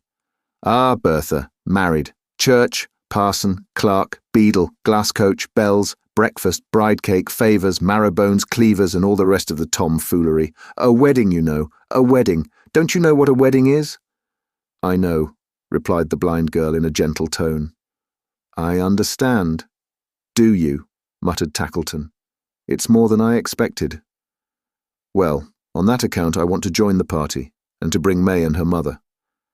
I'll send in a little something or other before the afternoon. A cold leg of mutton, or some comfortable trifle of that sort. You'll expect me? Yes, she answered. She had drooped her head and turned away, and so stood, with her hands crossed, musing. I don't think you will, muttered Tackleton, looking at her, for you seem to have forgotten all about it already. Caleb. I may venture to say I'm here, I suppose, thought Caleb. Sir, take care she don't forget what I've been saying to her. She never forgets, returned Caleb. It's one of the few things she isn't clever in. Every man thinks his own geese swans, observed the toy merchant, with a shrug. Poor devil. Having delivered himself of which remark, with infinite contempt, old Gruff and Tackleton withdrew. Bertha remained where he had left her, lost in meditation. The gaiety had vanished from her downcast face, and it was very sad. 3 or 4 times she shook her head, as if bewailing some remembrance or some loss. But her sorrowful reflections found no vent in words. It was not until Caleb had been occupied, some time, in yoking a team of horses to a wagon by the summary process of nailing the harness to the vital parts of their bodies, that she drew near to his working stool, and sitting down beside him said, Father, I am lonely in the dark. I want my eyes, my patient, willing eyes. Here they are, said Caleb, always ready. They are more yours than mine, Bertha, any hour in the 4 and 20. What shall your eyes do for you, dear? Look round the room, father. All right, said Caleb. No sooner said than done, Bertha. Tell me about it. It's much the same as usual, said Caleb. Homely, but very snug. The gay colours on the walls, the bright flowers on the plates and dishes, the shining wood where there are beams or panels, the general cheerfulness and neatness of the building, make it very pretty. Cheerful and neat it was, wherever Bertha's hands could busy themselves. But nowhere else were cheerfulness and neatness possible in the old crazy shed which Caleb's fancy so transformed. You have your working dress on, and are not so gallant as when you wear the handsome coat, said Bertha, touching him. Not quite so gallant, answered Caleb. Pretty brisk, though. Father, said the blind girl, drawing close to his side and stealing one arm round his neck, tell me something about May. She's very fair? She is indeed, said Caleb. And she was indeed. It was quite a rare thing to Caleb not to have to draw on his invention. Her hair is dark, said Bertha, pensively, darker than mine. Her voice is sweet and musical, I know. I have often loved to hear it. Her shape. There's not a doll's in all the room to equal it, said Caleb, and her eyes. He stopped, for Bertha had drawn closer round his neck, and from the arm that clung about him came a warning pressure which he understood too well. He coughed a moment, hammered for a moment, and then fell back upon the song about the sparkling bowl. his infallible resource in all such difficulties. Our friend, father, our benefactor, I am never tired, you know, of hearing about him. Now, was I ever? She said hastily. Of course not, answered Caleb, and with reason. Ah, with how much reason? Cried the blind girl. With such fervency that Caleb, though his motives were so pure, could not endure to meet her face, but dropped his eyes, as if she could have read in them his innocent deceit. Then tell me again about him, dear father, said Bertha. Many times again. His face is benevolent, kind, and tender. Honest and true, I am sure it is. The manly heart that tries to cloak all favours with a show of roughness and unwillingness beats in its every look and glance. And makes it noble, added Caleb, in his quiet desperation. And makes it noble, cried the blind girl. He is older than May, father. Yes, said Caleb reluctantly. He's a little older than May, but that don't signify. Oh, father, yes. To be his patient companion in infirmity and age, to be his gentle nurse in sickness, and his constant friend in suffering and sorrow, to know no weariness in working for his sake, to watch him, tend him, sit beside his bed and talk to him awake, and pray for him asleep. What privileges these would be, what opportunities for proving all her truth and devotion to him. Would she do all this, dear father? No doubt of it, said Caleb. I love her, father, I can love her from my soul, exclaimed the blind girl. And saying so, she laid her poor blind face on Caleb's shoulder, and so wept and wept that he was almost sorry to have brought that tearful happiness upon her. In the meantime, there had been a pretty sharp commotion at John Peerybingle's, for little Mrs. Peerybingle naturally couldn't think of going anywhere without the baby, and to get the baby under way took time. Not that there was much of the baby, speaking of it as a thing of weight and measure, but there was a vast deal to do about it, and it all had to be done by easy stages. For instance, when the baby was got, by hook and by crook, to a certain point of dressing, and you might have rationally supposed that another touch or two would finish him off and turn him out a tip-top baby challenging the world, he was unexpectedly extinguished in a flannel cap and hustled off to bed, where he simmered, so to speak, between two blankets for the best part of an hour. From this state of inaction he was then recalled, shining very much and roaring violently, to partake of, well, I would rather say, if you'll permit me to speak generally, of a slight repast, after which he went to sleep again. Mrs. Peerybingle took advantage of this interval to make herself as smart in a small way as ever you saw anybody in all your life. And during the same short truce, Miss Slowboy insinuated herself into a Spencer of a fashion so surprising and ingenious that it had no connection with herself or anything else in the universe, but was a shrunken, dog's-eared, independent fact, pursuing its lonely course without the least regard to anybody. By this time, the baby, being all alive again, was invested, by the united efforts of Mrs. Peerybingle and Miss Slowboy, with a cream-coloured mantle for its body, and a sort of nankeen raised pie for its head. And so, in course of time, they all three got down to the door, where the old horse had already taken more than the full value of his day's toll out of the Turnpike Trust by tearing up the road with his impatient autographs, and whence Boxer might be dimly seen in the remote perspective, standing looking back, and tempting him to come on without orders. As to a chair, or anything of that kind for helping Mrs. Peerybingle into the cart, you know very little of John, if you think that was necessary. Before you could have seen him lift her from the ground, there she was in her place, fresh and rosy, saying, "John, how can you? Think of Tilly."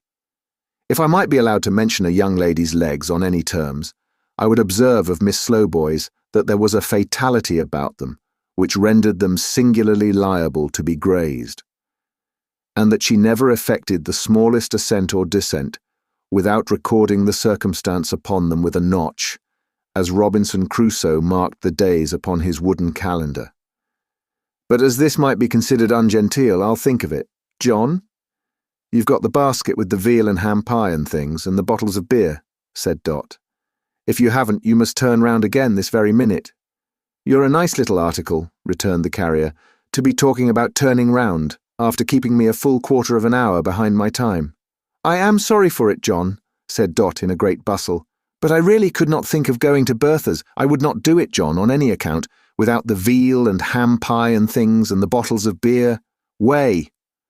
This monosyllable was addressed to the horse, who didn't mind it at all. Oh, do way, John, said Mrs. Peerybingle. Please. It'll be time enough to do that, returned John, when I begin to leave things behind me. The basket's here, safe enough. What a hard-hearted monster you must be, John, not to have said so at once and saved me such a turn.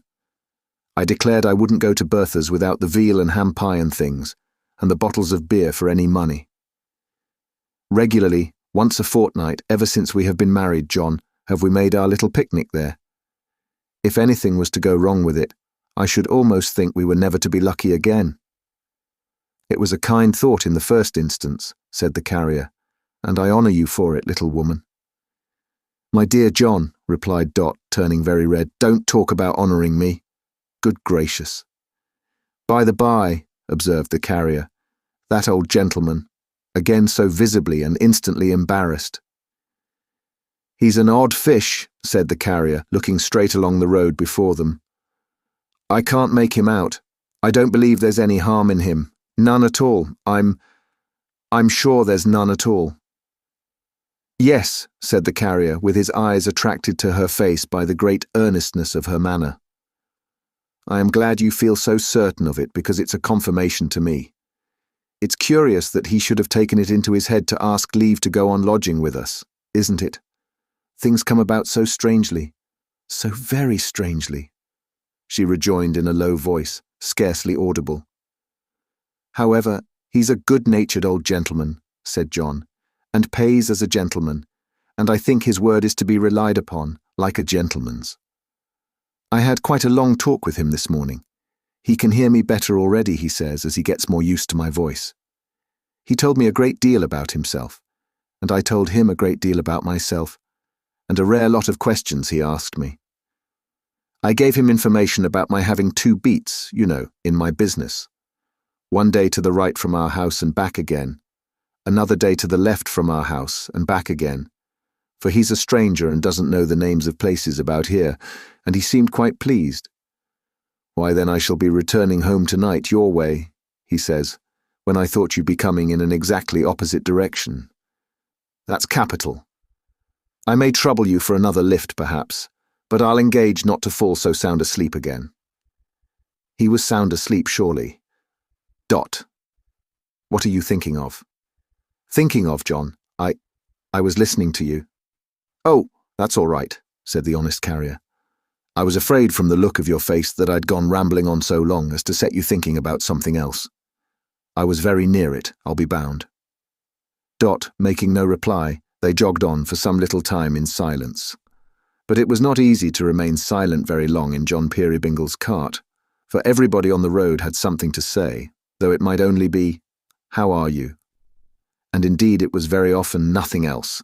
Still, to give that back again in the right spirit of cordiality required not merely a nod and a smile, but as wholesome an action of the lungs withal as a long-winded parliamentary speech.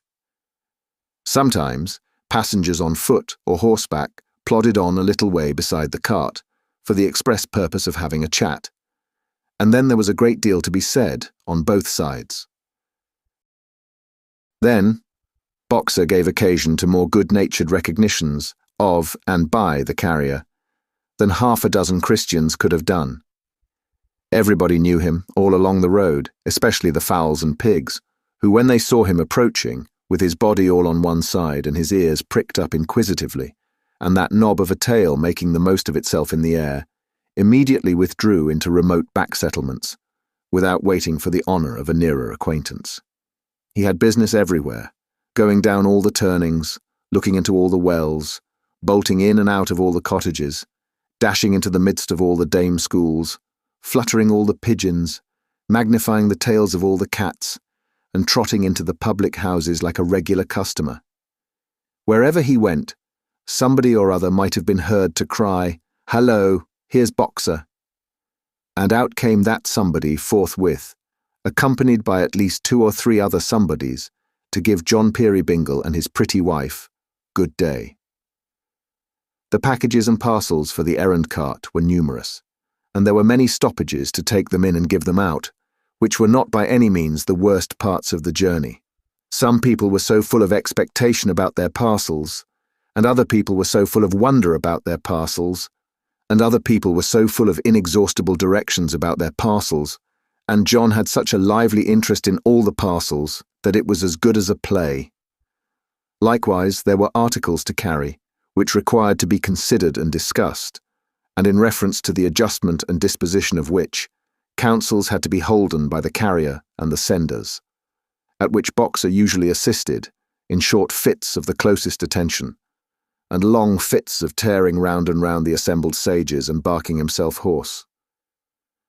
Of all these little incidents, Dot was the amused and open-eyed spectatress from her chair in the cart, and as she sat there looking on, a charming little portrait framed to admiration by the tilt, there was no lack of nudgings and glancings and whisperings and envyings among the younger men.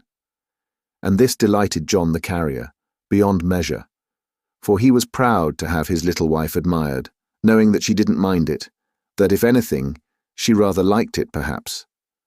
The trip was a little foggy, to be sure, in the January weather, and was raw and cold. But who cared for such trifles? Not Dot, decidedly. Not Tilly Slowboy, for she deemed sitting in a cart on any terms to be the highest point of human joys, the crowning circumstance of earthly hopes. Not the baby, I'll be sworn, for it's not in baby nature to be warmer or more sound asleep, though its capacity is great in both respects, than that blessed young Peerybingle was all the way. You couldn't see very far in the fog, of course, but you could see a great deal. It's astonishing how much you may see in a thicker fog than that, if you will only take the trouble to look for it. Why, even to sit watching for the fairy rings in the fields, and for the patches of hoarfrost still lingering in the shade, near hedges and by trees, was a pleasant occupation. To make no mention of the unexpected shapes in which the trees themselves came starting out of the mist, and glided into it again. The hedges were tangled and bare, and waved a multitude of blighted garlands in the wind. But there was no discouragement in this. It was agreeable to contemplate, for it made the fireside warmer in possession, and the summer greener in expectancy. The river looked chilly, but it was in motion, and moving at a good pace, which was a great point. The canal was rather slow and torpid, that must be admitted. Never mind. It would freeze the sooner when the frost set fairly in, and then there would be skating and sliding, and the heavy old barges, frozen up somewhere near a wharf, would smoke their rusty iron chimney pipes all day and have a lazy time of it. In one place there was a great mound of weeds or stubble burning, and they watched the fire, so white in the daytime, flaring through the fog, with only here and there a dash of red in it, until, in consequence, as she observed, of the smoke getting up her nose, Miss Slowboy choked. She could do anything of that sort, on the smallest provocation, and woke the baby, who wouldn't go to sleep again.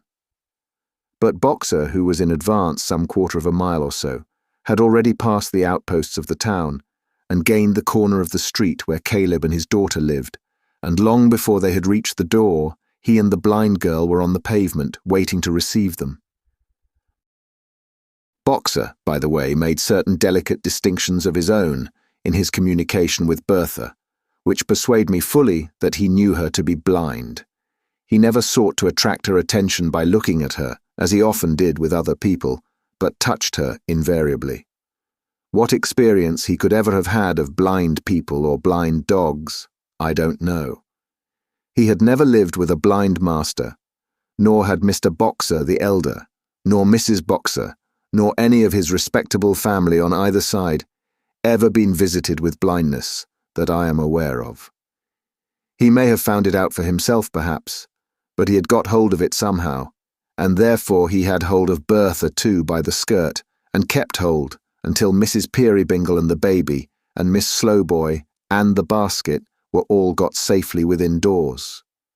May Fielding was already come, and so was her mother, a little querulous chip of an old lady with a peevish face, who, in right of having preserved a waist like a bedpost, was supposed to be a most transcendent figure, and who, in consequence of having once been better off, or of labouring under an impression that she might have been, if something had happened which never did happen, and seemed to have never been particularly likely to come to pass, but it's all the same, was very genteel and patronising indeed. Gruff and Tackleton was also there, doing the agreeable, with the evident sensation of being as perfectly at home and as unquestionably in his own element as a fresh young salmon on the top of the Great Pyramid. "May, my dear old friend," cried Dot, running up to meet her. "What a happiness to see you." Her old friend was to the full as hearty and as glad as she, and it really was, if you'll believe me, quite a pleasant sight to see them embrace.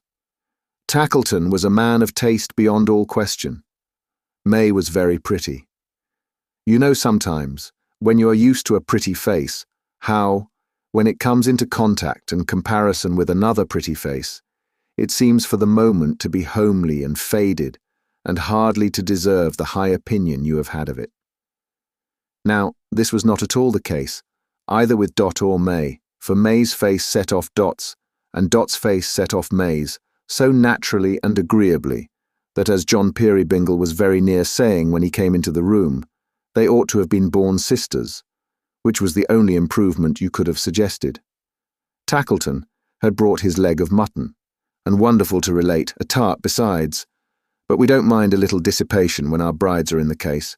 We don't get married every day, and in addition to these dainties, there were the veal and ham pie and things, as Mrs. Peerybingle called them, which were chiefly nuts and oranges and cakes and such small deer. When the repast was set forth on the board, flanked by Caleb's contribution, which was a great wooden bowl of smoking potatoes, he was prohibited by solemn compact from producing any other viands. Tackleton led his intended mother-in-law to the post of honour. For the better gracing of this place at the high festival, the majestic old soul had adorned herself with a cap calculated to inspire the thoughtless with sentiments of awe. She also wore her gloves, but let us be genteel or die. Caleb sat next his daughter. Dot and her old schoolfellow were side by side. The good carrier took care of the bottom of the table.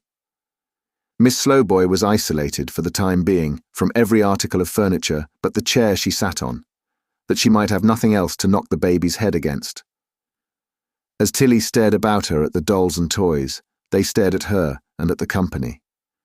The venerable old gentleman at the street doors, who were all in full action, showed a special interest in the party, pausing occasionally before leaping, as if they were listening to the conversation, and then plunging wildly over and over a great many times without halting for breath, as in a frantic state of delight with the whole proceedings. Certainly, if these old gentlemen were inclined to have a fiendish joy in the contemplation of Tackleton's discomfiture, they had good reason to be satisfied. Tackleton couldn't get on at all, and the more cheerful his intended bride became in Dot's society, the less he liked it, though he had brought them together for that purpose. For he was a regular dog in the manger, was Tackleton, and when they laughed and he couldn't, he took it into his head immediately that they must be laughing at him. "Ah, May," said Dot. "Dear, dear, what changes! To talk of those merry school days makes one young again." "Why, you aren't particularly old at any time, are you?" said Tackleton. "Look at my sober-plodding husband there," returned Dot. "He adds 20 years to my age at least. Don't you, John?" 40, John replied. "How many you'll add to May's, I'm sure I don't know," said Dot, laughing. "But she can't be much less than 100 years of age on her next birthday." "Ha ha," laughed Tackleton. Hollow as a drum, that laugh, though, and he looked as if he could have twisted Dot's neck comfortably. "Dear, dear," said Dot, "only to remember how we used to talk, at school, about the husbands we would choose. I don't know how young, and how handsome, and how gay, and how lively mine was not to be. And as to May's, ah dear, I don't know whether to laugh or cry when I think what silly girls we were." May seemed to know which to do, for the colour flushed into her face, and tears stood in her eyes. Even the very persons themselves, real live young men, were fixed on sometimes, said Dot. We little thought how things would come about. I never fixed on John, I'm sure. I never so much as thought of him. And if I had told you were ever to be married to Mr. Tackleton, why, you'd have slapped me, wouldn't you, May? Though May didn't say yes, she certainly didn't say no, or express no by any means. Tackleton laughed, quite shouted, he laughed so loud. John Peerybingle laughed too, in his ordinary good-natured and contented manner, but his was a mere whisper of a laugh to Tackleton's. "You couldn't help yourselves for all that. You couldn't resist us, you see," said Tackleton. Here we are, here we are. Where are your gay young bridegrooms now?" "Some of them are dead," said Dot, "and some of them forgotten. Some of them, if they could stand among us at this moment, would not believe we were the same creatures, would not believe that what they saw and heard was real, and we could forget them so. No, they would not believe one word of it." "Why, Dot?" exclaimed the carrier. Little woman! She had spoken with such earnestness and fire that she stood in need of some recalling to herself without doubt. Her husband's check was very gentle, for he merely interfered, as he supposed, to shield old Tackleton. But it proved effectual, for she stopped and said no more. There was an uncommon agitation, even in her silence, which the wary Tackleton, who had brought his half-shut eye to bear upon her, noted closely, and remembered to some purpose too. May uttered no word, good or bad, but sat quite still, with her eyes cast down, and made no sign of interest in what had passed. The good lady her mother now interposed, observing in the first instance that girls were girls, and bygones bygones, and that so long as young people were young and thoughtless, they would probably conduct themselves like young and thoughtless persons, with 2 or 3 other positions of a no less sound and incontrovertible character.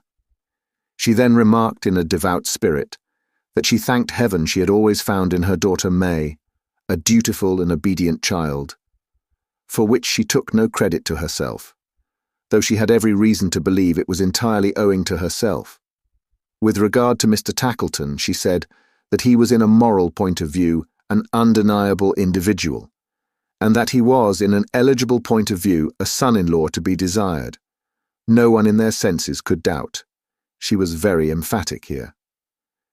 With regard to the family into which he was so soon about, after some solicitation to be admitted, she believed Mr. Tackleton knew that, although reduced in purse, it had some pretensions to gentility, and if certain circumstances, not wholly unconnected, she would go so far as to say, with the indigo trade, but to which she would not more particularly refer, had happened differently, it might perhaps have been in possession of wealth. She then remarked that she would not allude to the past, and would not mention that her daughter had for some time rejected the suit of Mr. Tackleton, and that she would not say a great many other things which she did say at great length. Finally, she delivered it as the general result of her observation and experience, that those marriages in which there was least of what was romantically and sillily called love were always the happiest, and that she anticipated the greatest possible amount of bliss, not rapturous bliss, but the solid, steady-going article from the approaching nuptials. She concluded by informing the company that tomorrow was the day she had lived for, expressly, and that when it was over, she would desire nothing better than to be packed up and disposed of in any genteel place of burial. As these remarks were quite unanswerable, which is the happy property of all remarks that are sufficiently wide of the purpose, they changed the current of the conversation, and diverted the general attention to the veal and ham pie, the cold mutton, the potatoes, and the tart. In order that the bottled beer might not be slighted, John Peerybingle proposed tomorrow, the wedding day, and called upon them to drink a bumper to it, before he proceeded on his journey. For you ought to know that he only rested there and gave the old horse a bait. He had to go some 4 or 5 miles farther on, and when he returned in the evening, he called for Dot and took another rest on his way home. This was the order of the day on all the picnics, had been, ever since their institution. There were 2 persons present, besides the bride and bridegroom-elect, who did but indifferent honour to the toast. One of these was Dot, too flushed and discomposed to adapt herself to any small occurrence of the moment. The other, Bertha, who rose up hurriedly before the rest and left the table. "Goodbye," said stout John Peerybingle, pulling on his dreadnought coat. "I shall be back at the old time. Goodbye all." "Goodbye, John," returned Caleb. He seemed to say it by rote and to wave his hand in the same unconscious manner, for he stood observing Bertha with an anxious, wondering face that never altered its expression. "Goodbye, young shaver," said the jolly carrier, bending down to kiss the child, which Tilly Slowboy, now intent upon her knife and fork, had deposited asleep, and strange to say, without damage, in a little cot of Bertha's furnishing. "Goodbye. Time will come, I suppose, when you'll turn out into the cold, my little friend, and leave your old father to enjoy his pipe and his rheumatics in the chimney corner, eh? Where's Dot?" "I'm here, John," she said, starting. "Come, come," returned the carrier, clapping his sounding hands. "Where's the pipe? I quite forgot the pipe, John. Forgot the pipe. Was such a wonder ever heard of? She forgot the pipe. I'll fill it directly. It's soon done." But it was not so soon done either. It lay in the usual place, the carrier's dreadnought pocket, with the little pouch, her own work, from which she was used to fill it. But her hand shook so that she entangled it, and yet her hand was small enough to have come out easily, I am sure, and bungled terribly. The filling of the pipe and lighting it, those little offices in which I have commended her discretion, were vilely done from first to last. During the whole process, Tackleton stood looking on maliciously with the half-closed eye, which whenever it met hers, or caught it, for it can hardly be said to have ever met another eye, rather being a kind of trap to snatch it up, augmented her confusion in a most remarkable degree. "Why, what a clumsy Dot you are this afternoon," said John. "I could have done it better myself, I verily believe." With these good-natured words he strode away, and presently was heard, in company with Boxer and the old horse and the cart, making lively music down the road. What time the dreamy Caleb still stood, watching his blind daughter with the same expression on his face. "Bertha," said Caleb softly, "what has happened? How changed you are, my darling, in a few hours, since this morning. You silent and dull all day. What is it? Tell me." "Oh, father, father," cried the blind girl, bursting into tears. "Oh, my hard, hard fate." Caleb drew his hand across his eyes before he answered her. "But think how cheerful and how happy you have been, Bertha.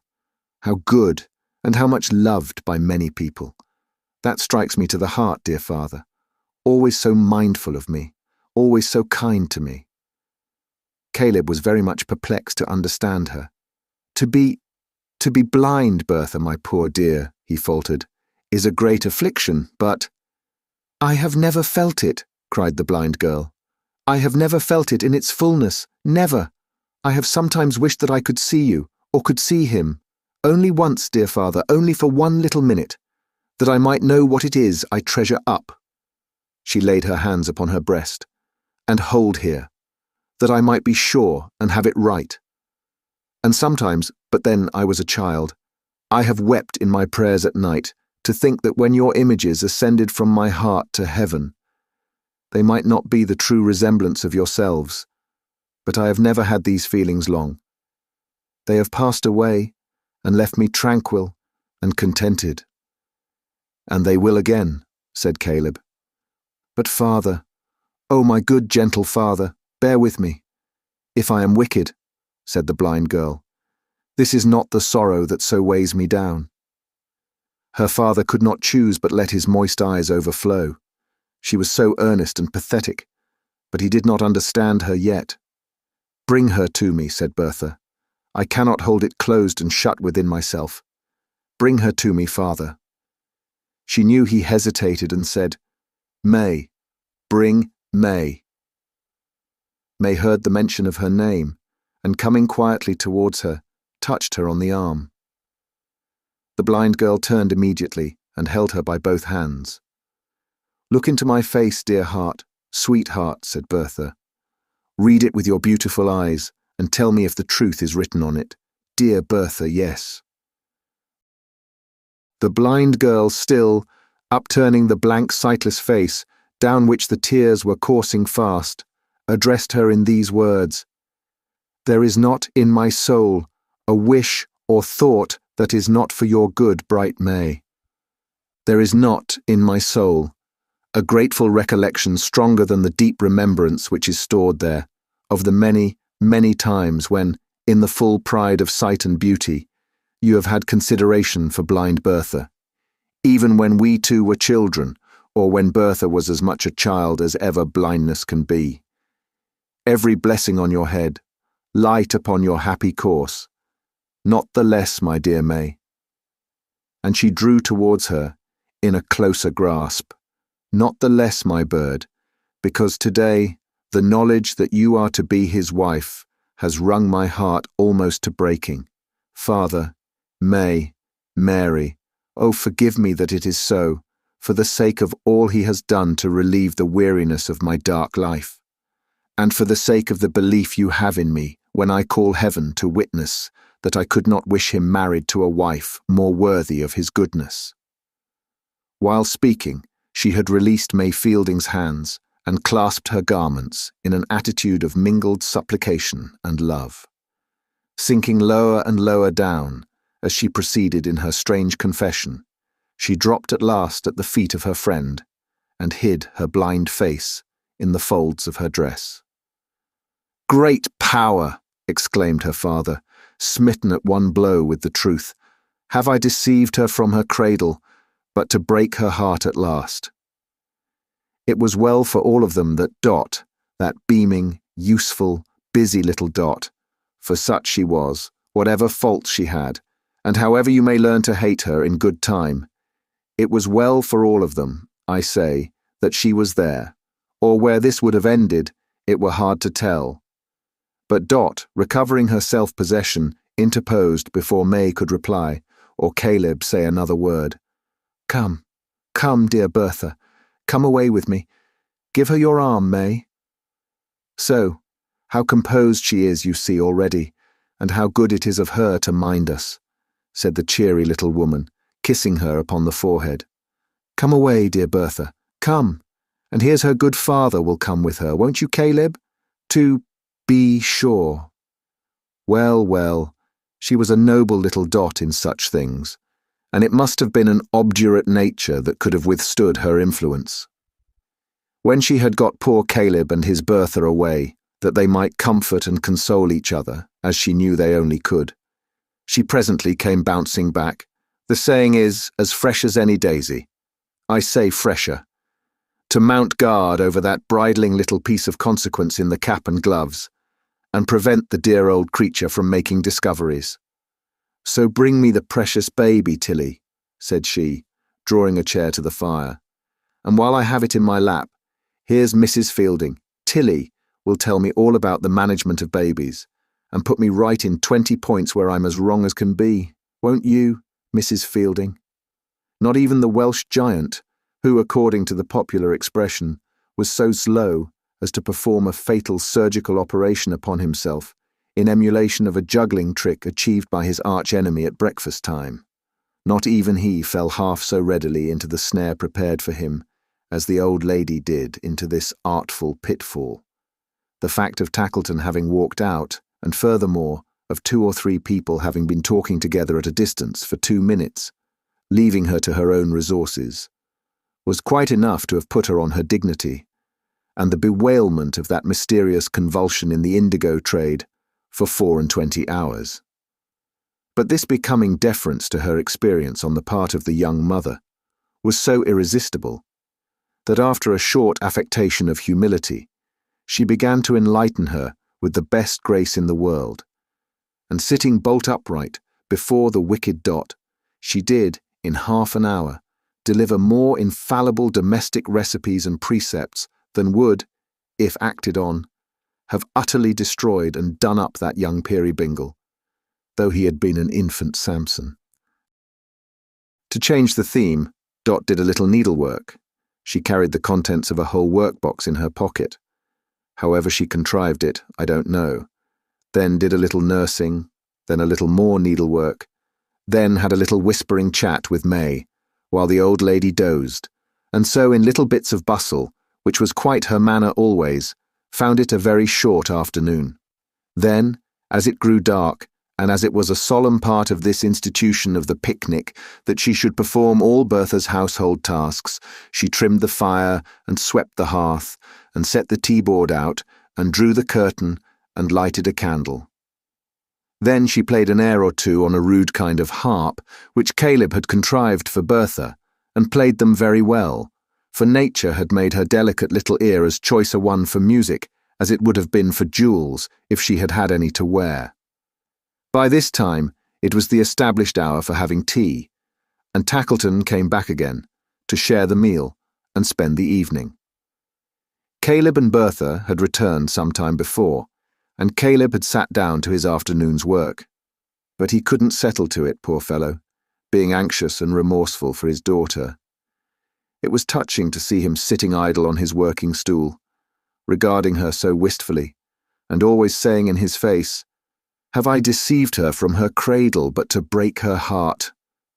When it was night, and tea was done, and Dot had nothing more to do in washing up the cups and saucers, in a word, for I must come to it, and there is no use in putting it off, when the time drew nigh for expecting the carrier's return in every sound of distant wheels, her manner changed again.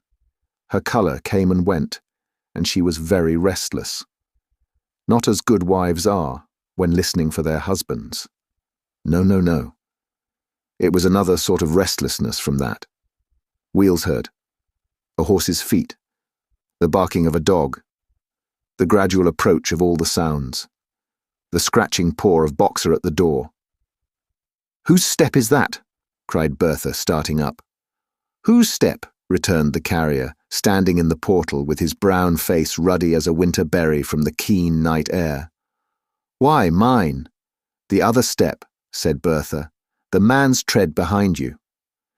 "She is not to be deceived," observed the carrier, laughing. "Come along, sir. You'll be welcome, never fear." He spoke in a loud tone, and as he spoke the deaf old gentleman entered. "He's not so much a stranger that you haven't seen him once, Caleb," said the carrier. "You'll give him house room till we go?" "Oh, surely, John, and take it as an honour." "He's the best company on earth to talk secrets in," said John. "I have reasonably good lungs, but he tries them, I can tell you. Sit down, sir. All friends here, and glad to see you." When he had imparted this assurance, in a voice that amply corroborated what he had said about his lungs, he added in his natural tone, "A chair in the chimney corner, and leave to sit quite silent and look pleasantly about him, is all he cares for. He's easily pleased." Bertha had been listening intently.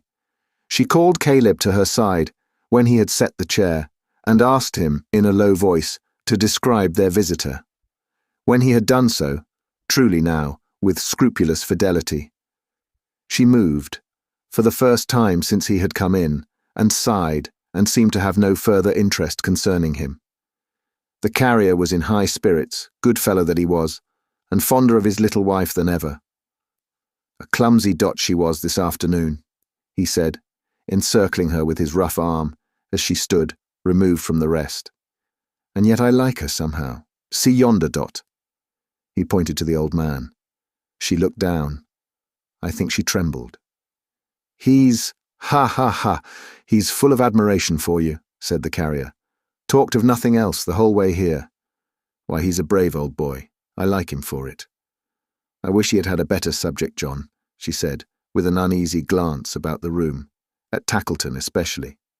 "A better subject," cried the jovial John. "There's no such thing. Come, off with the greatcoat, off with the thick shawl, off with the heavy wrappers, and a cosy half-hour by the fire. My humble service, mistress. A game at cribbage, you and I. That's hearty. The cards and board, Dot, and a glass of beer here, if there's any left, small wife." His challenge was addressed to the old lady, who, accepting it with gracious readiness, they were soon engaged upon the game. At first, the carrier looked about him sometimes with a smile, or now and then called Dot to peep over his shoulder at his hand, and advise him on some knotty point.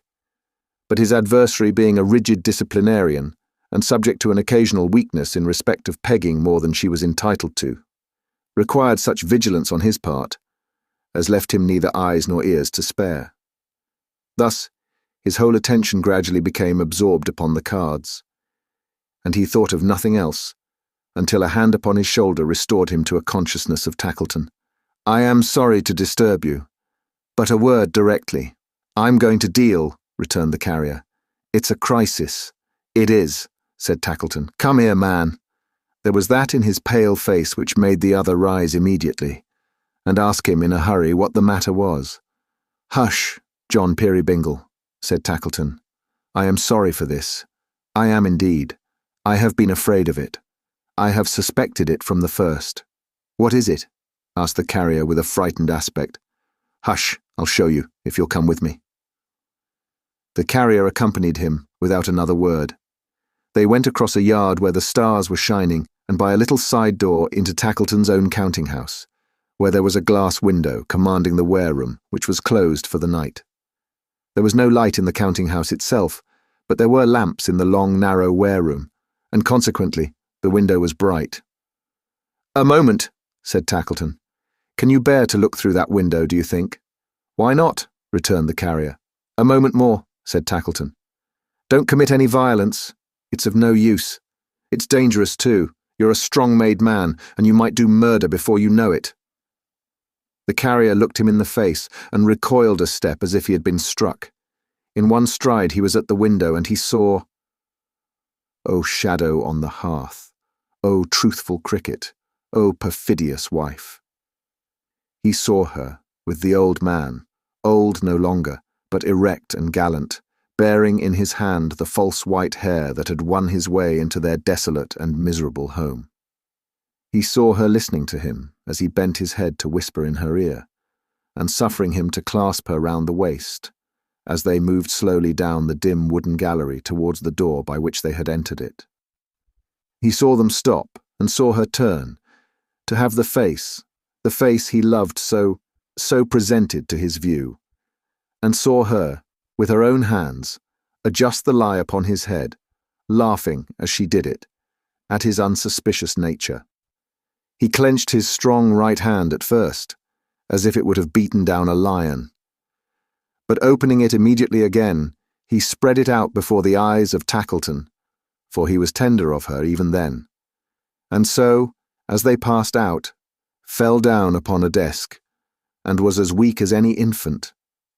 He was wrapped up to the chin, and busy with his horse and parcels, when she came into the room, prepared for going home. "Now, John dear, good night, May. Good night, Bertha." Could she kiss them? Could she be blithe and cheerful in her parting? Could she venture to reveal her face to them without a blush? Yes. Tackleton observed her closely, and she did all this. Tilly was hushing the baby, and she crossed and recrossed Tackleton a dozen times, repeating drowsily, "Did the knowledge that it was to be its wife's then wring its hearts almost to breaking, and did its fathers deceive it from its cradles but to break its hearts at last? Now, Tilly, give me the baby. Good night, Mr. Tackleton. Where's John, for goodness sake?" "He's going to walk beside the horse's head," said Tackleton, who helped her to her seat.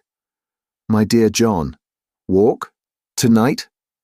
The muffled figure of her husband made a hasty sign in the affirmative, and the false stranger and the little nurse being in their places, the old horse moved off. Boxer, the unconscious Boxer, running on before, running back, running round and round the cart, and barking as triumphantly and merrily as ever. When Tackleton had gone off likewise, escorting May and her mother home, poor Caleb sat down by the fire beside his daughter, anxious and remorseful at the core, and still saying in his wistful contemplation of her, "Have I deceived her from her cradle, but to break her heart at last?" The toys that had been set in motion for the baby had all stopped and run down long ago. In the faint light and silence, the imperturbably calm dolls, the agitated rocking horses with distended eyes and nostrils, the old gentlemen at the street doors, standing half doubled up upon their failing knees and ankles, the wry-faced nutcrackers, the very beasts upon their way into the ark, in twos like a boarding school out walking, might have been imagined to be stricken motionless with fantastic wonder at Dot being false or Tackleton beloved under any combination of circumstances. Chapter 3. Chirp the Third. The Dutch clock in the corner struck 10 when the carrier sat down by his fireside, so troubled and grief-worn that he seemed to scare the cuckoo, who, having cut his 10 melodious announcements as short as possible, plunged back into the Moorish palace again, and clapped his little door behind him, as if the unwanted spectacle were too much for his feelings. If the little haymaker had been armed with the sharpest of scythes, and had cut at every stroke into the carrier's heart, he never could have gashed and wounded it, as Dot had done. It was a heart so full of love for her, so bound up and held together by innumerable threads of winning remembrance, spun from the daily working of her many qualities of endearment. It was a heart in which she had enshrined herself so gently and so closely, a heart so single and so earnest in its truth, so strong in right, so weak in wrong, that it could cherish neither passion nor revenge at first, and had only room to hold the broken image of its idol. But slowly, slowly, as the carrier sat brooding on his hearth, now cold and dark, other and fiercer thoughts began to rise within him as an angry wind comes rising in the night. The stranger was beneath his outraged roof. 3 steps would take him to his chamber door. 1 blow would beat it in. "You might do murder before you know it," Tackleton had said. How could it be murder if he gave the villain time to grapple with him hand to hand? He was the younger man. It was an ill-timed thought, bad for the dark mood of his mind.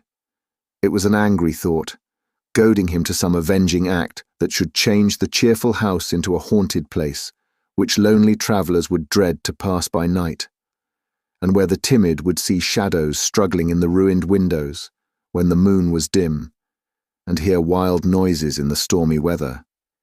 He was the younger man. Yes, yes, some lover who had won the heart that he had never touched. Some lover of her early choice, of whom she had thought and dreamed, for whom she had pined and pined, when he had fancied her so happy by his side. Oh, agony to think of it! She had been upstairs with the baby, getting it to bed. As he sat brooding on the hearth, she came close beside him, without his knowledge. In the turning of the rack of his great misery, he lost all other sounds, and put her little stool at his feet. He only knew it when he felt her hand upon his own, and saw her looking up into his face. With wonder? No. It was his first impression, and he was fain to look at her again, to set it right. No, not with wonder. With an eager and inquiring look, but not with wonder. At first it was alarmed and serious. Then it changed into a strange, wild, dreadful smile of recognition of his thoughts.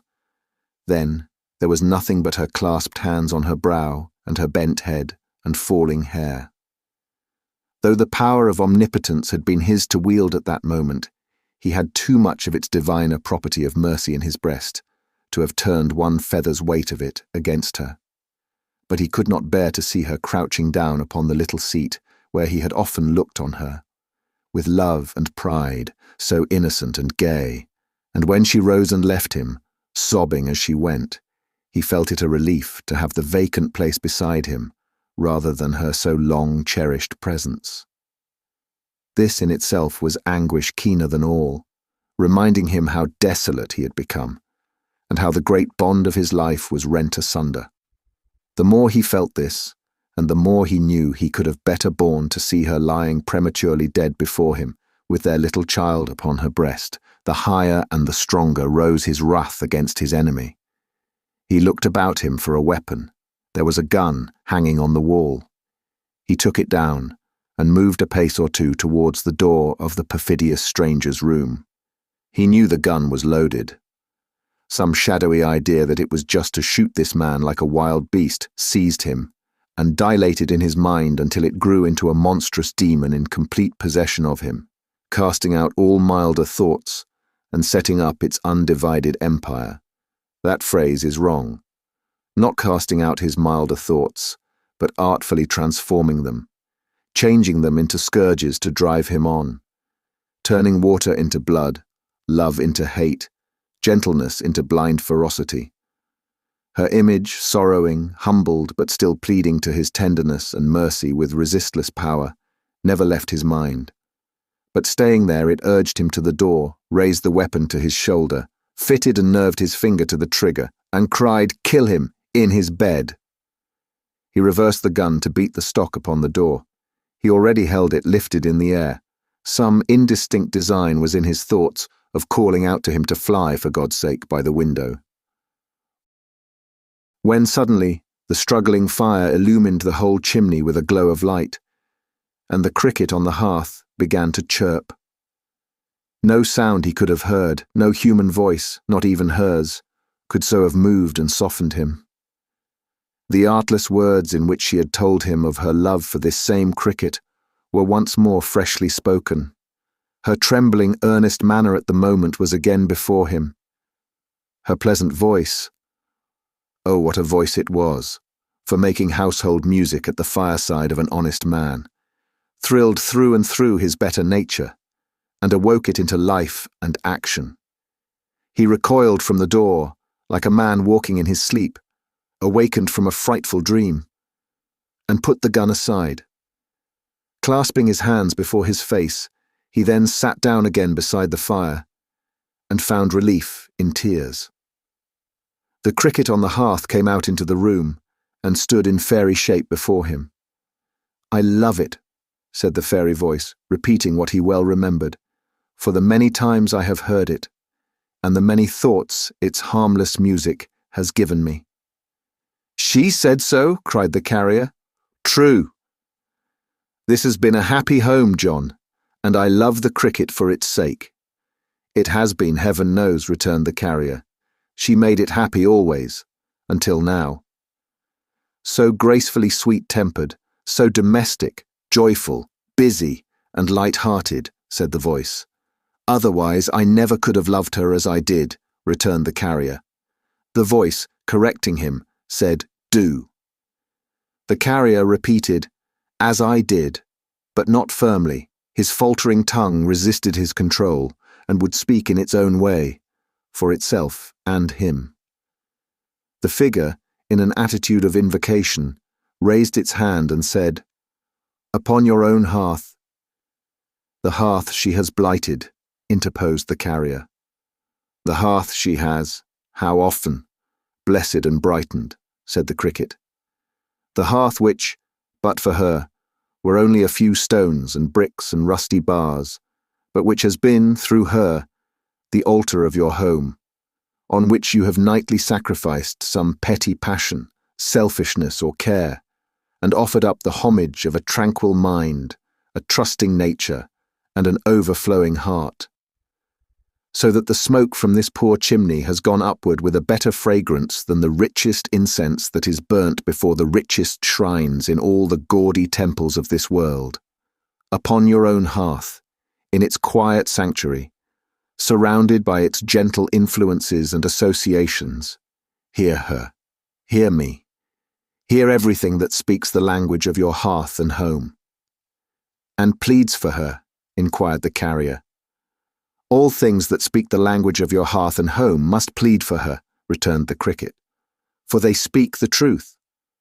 And while the carrier, with his head upon his hands, continued to sit meditating in his chair, the presence stood beside him, suggesting his reflections by its power, and presenting them before him as in a glass or picture. It was not a solitary presence. From the hearthstone, from the chimney, from the clock, the pipe, the kettle and the cradle, from the floor, the walls, the ceiling and the stairs, from the cart without, and the cupboard within, and the household implements, from everything and every place with which she had ever been familiar, and with which she had ever entwined one recollection of herself in her unhappy husband's mind. Fairies came trooping forth, not to stand beside him as the cricket did, but to busy and bestir themselves, to do all honour to her image, to pull him by the skirts and point to it when it appeared, to cluster round it and embrace it and strew flowers for it to tread on, to try to crown its fair head with their tiny hands, to show that they were fond of it and loved it, and that there was not one ugly, wicked, or accusatory creature to claim knowledge of it, none but their playful and approving selves. His thoughts were constant to her image. It was always there. She sat plying her needle before the fire and singing to herself. Such a blithe, thriving, steady little Dot. The fairy figures turned upon him all at once by one consent with one prodigious, concentrated stare, and seemed to say, "Is this the light wife you are mourning for?" There were sounds of gaiety outside, musical instruments and noisy tongues and laughter. A crowd of young merrymakers came pouring in, among whom were May Fielding and a score of pretty girls. Dot was the fairest of them all, as young as any of them too. They came to summon her to join their party. It was a dance. If ever little foot were made for dancing, hers was, surely. But she laughed and shook her head and pointed to her cookery on the fire and her table ready spread, with an exulting defiance that rendered her more charming than she was before. And so she merrily dismissed them, nodding to her would-be partners, one by one, as they passed, but with a comical indifference, enough to make them go and drown themselves immediately if they were her admirers. And they must have been so, more or less. They couldn't help it. And yet indifference was not her character. Oh no.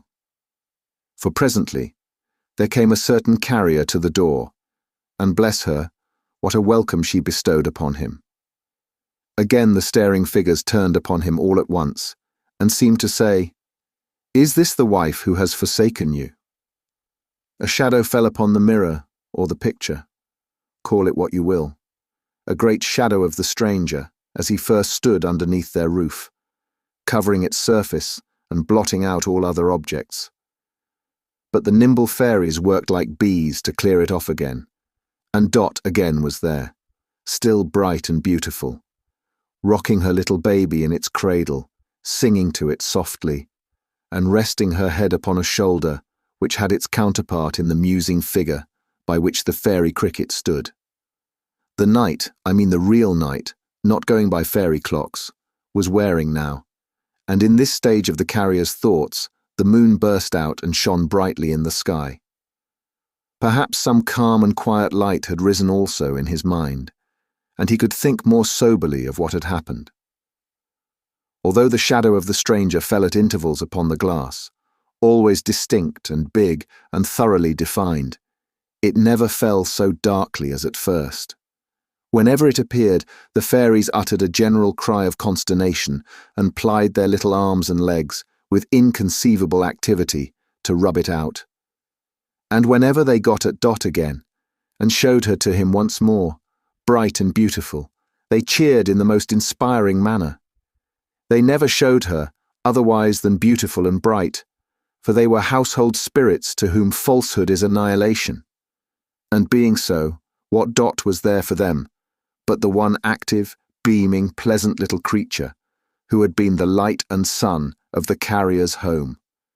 The fairies were prodigiously excited when they showed her, with the baby, gossiping among a knot of sage old matrons, and affecting to be wondrous old and matronly herself, and leaning in a staid, demure old way upon her husband's arm, attempting, she, such a bud of a little woman, to convey the idea of having abjured the vanities of the world in general, and of being the sort of person to whom it was no novelty at all to be a mother. Yet in the same breath, they showed her, laughing at the carrier for being awkward, and pulling up his shirt collar to make him smart, and mincing merrily about that very room to teach him how to dance. They turned and stared immensely at him when they showed her with the blind girl, for though she carried cheerfulness and animation with her wheresoever she went, she bore those influences into Caleb Plummer's home, heaped up and running over. The blind girl's love for her, and trust in her, and gratitude to her, her own good busy way of setting Bertha's thanks aside, her dexterous little arts for filling up each moment of the visit in doing something useful to the house, and really working hard while feigning to make holiday, her bountiful provision of those standing delicacies, the veal and ham pie and the bottles of beer, her radiant little face arriving at the door and taking leave, the wonderful expression in her whole self, from her neat foot to the crown of her head, of being a part of the establishment, as something necessary to it, which it couldn't be without. All this the fairies revelled in and loved her for. And once again they looked upon him all at once, appealingly, and seemed to say, while some among them nestled in her dress and fondled her, "Is this the wife who has betrayed your confidence?" More than once, or twice or thrice in the long, thoughtful night, they showed her to him sitting on her favourite seat, with her bent head, her hands clasped on her brow, her falling hair, as he had seen her last. And when they found her thus, they neither turned nor looked upon him, but gathered close round her, and comforted and kissed her, and pressed on one another to show sympathy and kindness to her, and forgot him altogether. Thus the night passed. The moon went down, the stars grew pale, the cold day broke, the sun rose. The carrier still sat, musing in the chimney corner.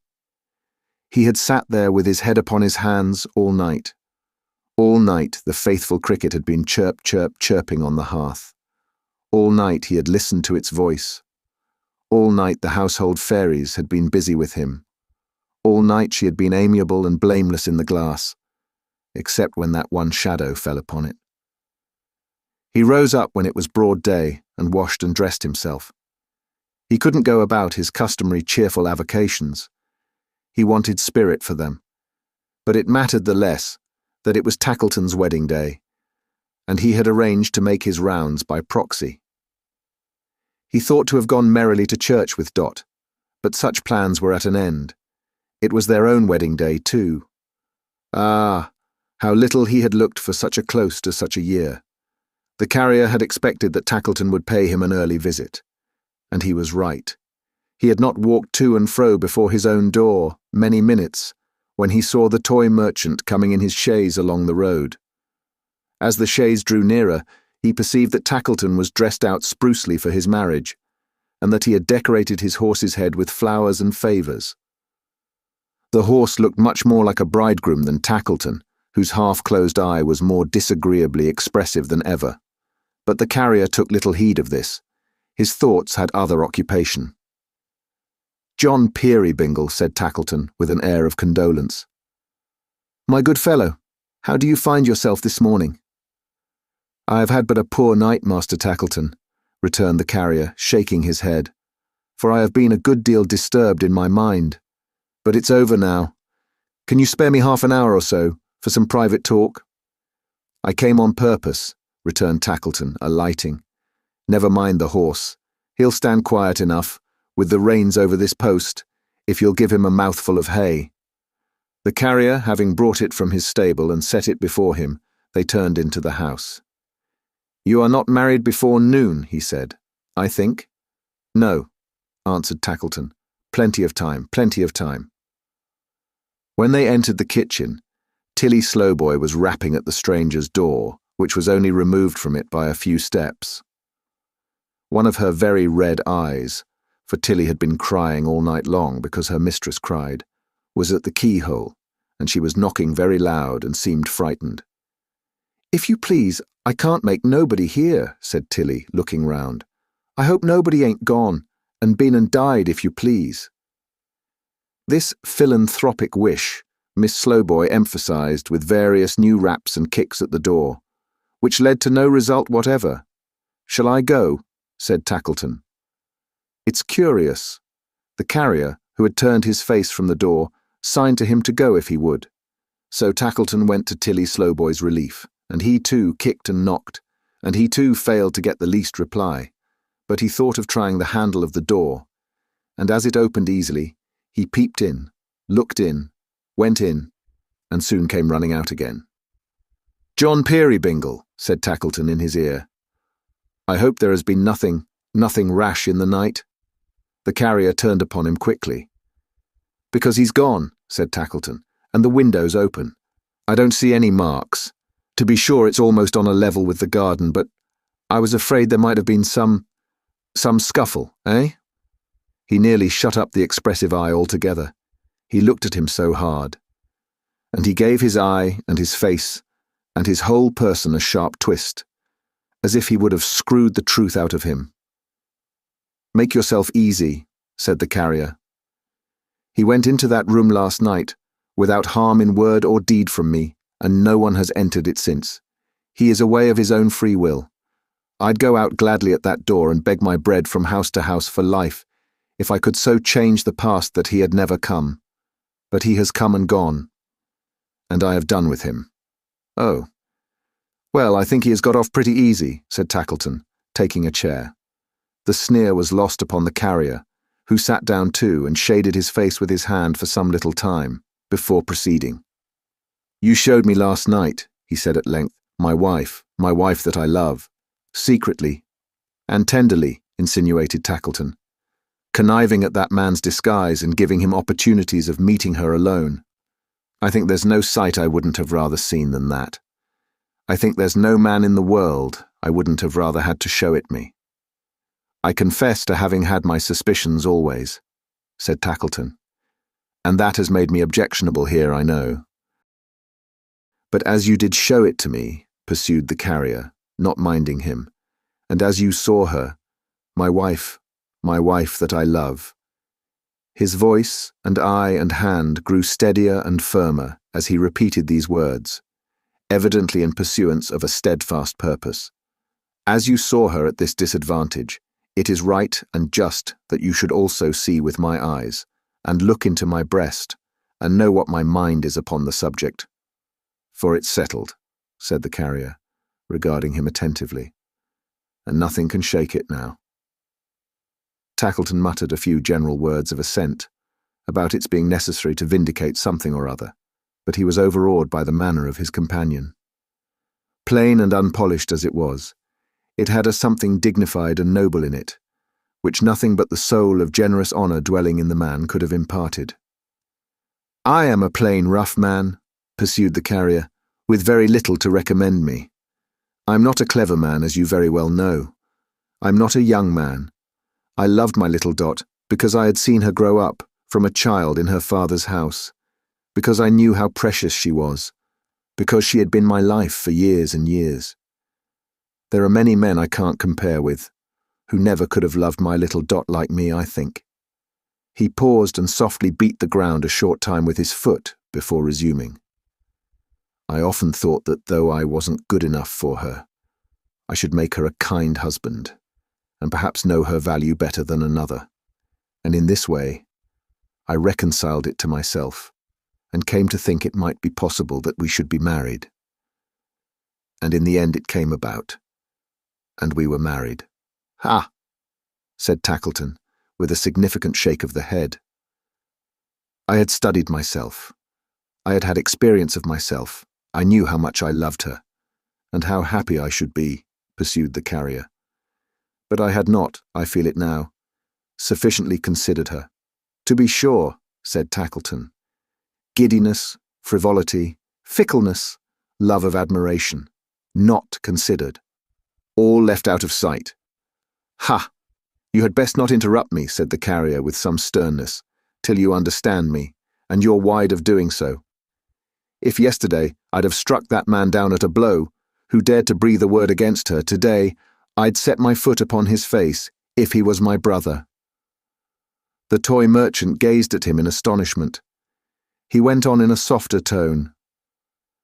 "Did I consider," said the carrier, "that I took her, at her age and with her beauty, from her young companions and the many scenes of which she was the ornament, in which she was the brightest little star that ever shone, to shut her up from day to day in my dull house and keep my tedious company?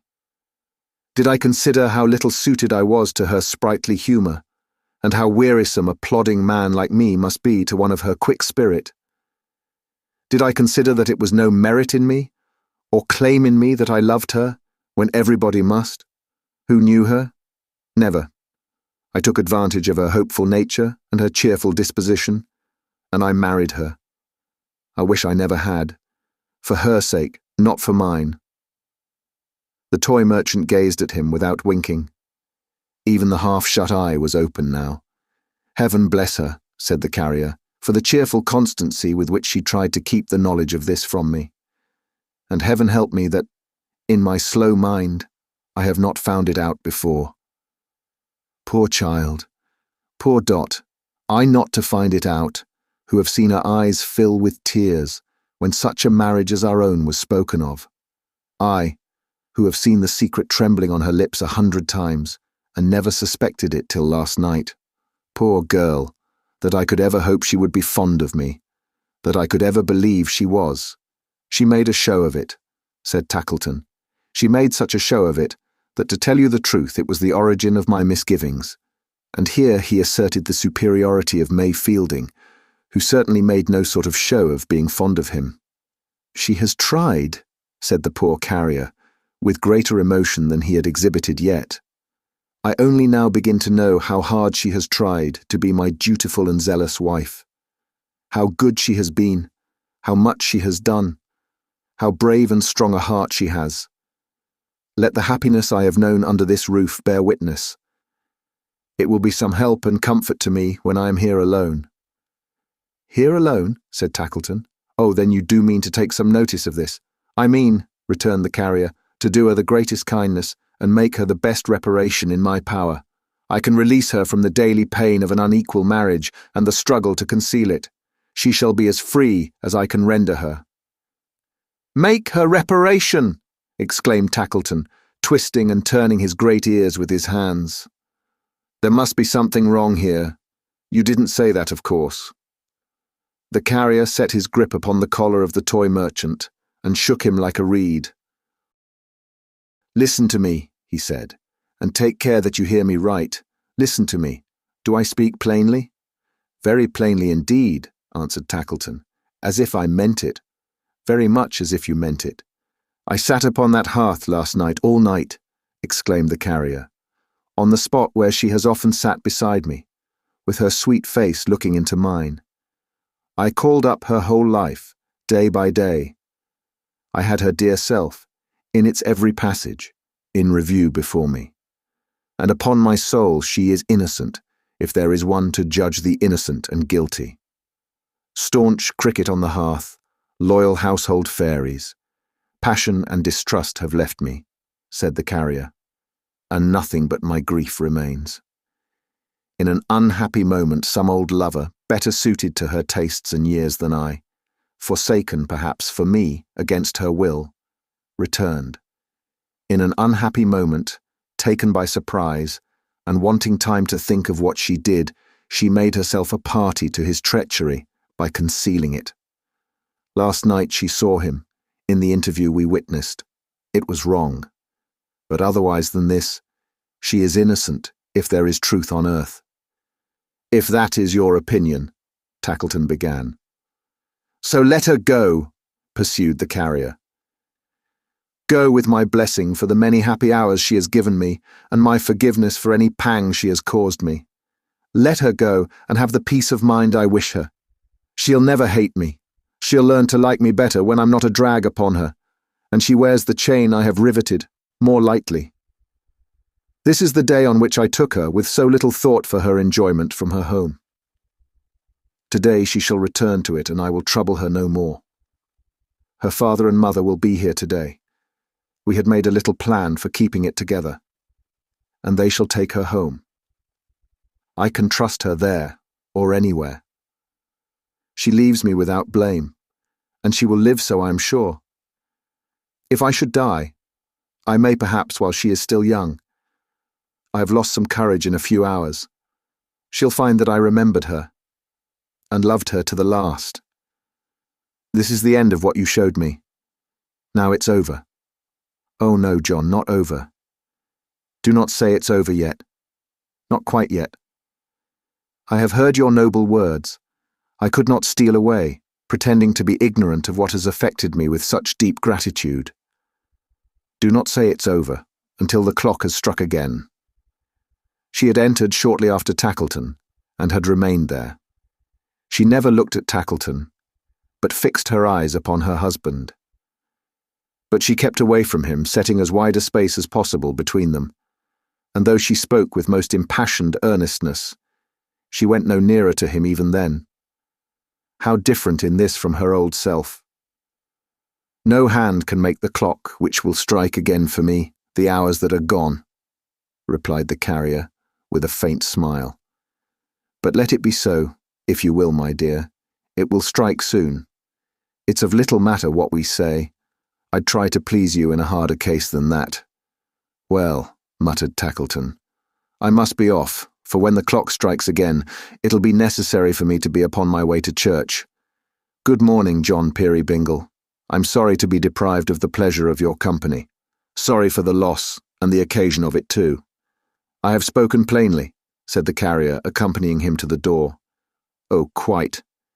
And you'll remember what I have said? Why, if you compel me to make the observation, said Tackleton, previously taking the precaution of getting into his chaise. I must say that it was so very unexpected that I'm far from being likely to forget it. The better for us both, returned the carrier. Goodbye. I give you joy. I wish I could give it to you, said Tackleton. As I can't, thank you. Between ourselves, as I told you before, eh? I don't much think I shall have the less joy in my married life because May hasn't been too officious about me and too demonstrative. Goodbye. Take care of yourself.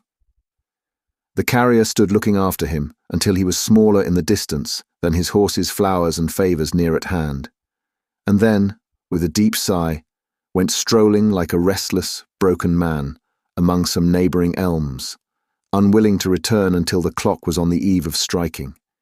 His little wife, being left alone, sobbed piteously, but often dried her eyes and checked herself to say how good he was, how excellent he was.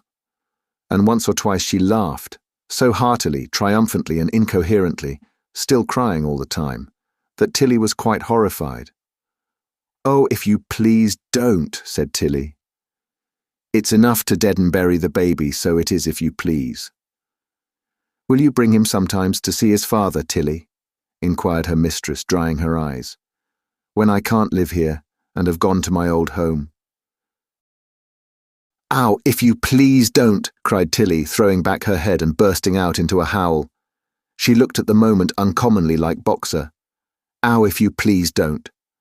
Ow, what has everybody gone and been and done with everybody, making everybody else so wretched? Ow. The soft-hearted slow boy trailed off at this juncture into such a deplorable howl, the more tremendous from its long suppression, that she must infallibly have awakened the baby and frightened him into something serious, probably convulsions, if her eyes had not encountered Caleb Plummer, leading in his daughter.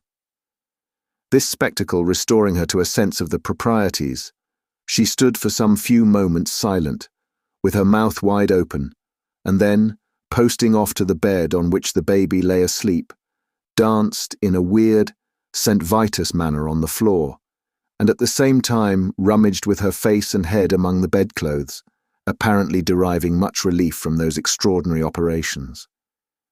Mary, said Bertha. Not at the marriage. I told her you would not be there, Mum, whispered Caleb. I heard as much last night. But bless you, said the little man, taking her tenderly by both hands. I don't care for what they say. I don't believe them. There isn't much of me, but that little should be torn to pieces sooner than I'd trust a word against you. He put his arms about her and hugged her, as a child might have hugged one of his own dolls. "Bertha couldn't stay at home this morning," said Caleb. "She was afraid, I know, to hear the bells ring, and couldn't trust herself to be so near them on their wedding day. So we started in good time and came here." "I have been thinking of what I have done," said Caleb after a moment's pause. "I have been blaming myself till I hardly knew what to do or where to turn for the distress of mind I have caused her, and I've come to the conclusion that I'd better, if you'll stay with me, Mum, the while, tell her the truth. You'll stay with me the while?" he inquired, trembling from head to foot. "I don't know what effect it may have upon her. I don't know what she'll think of me.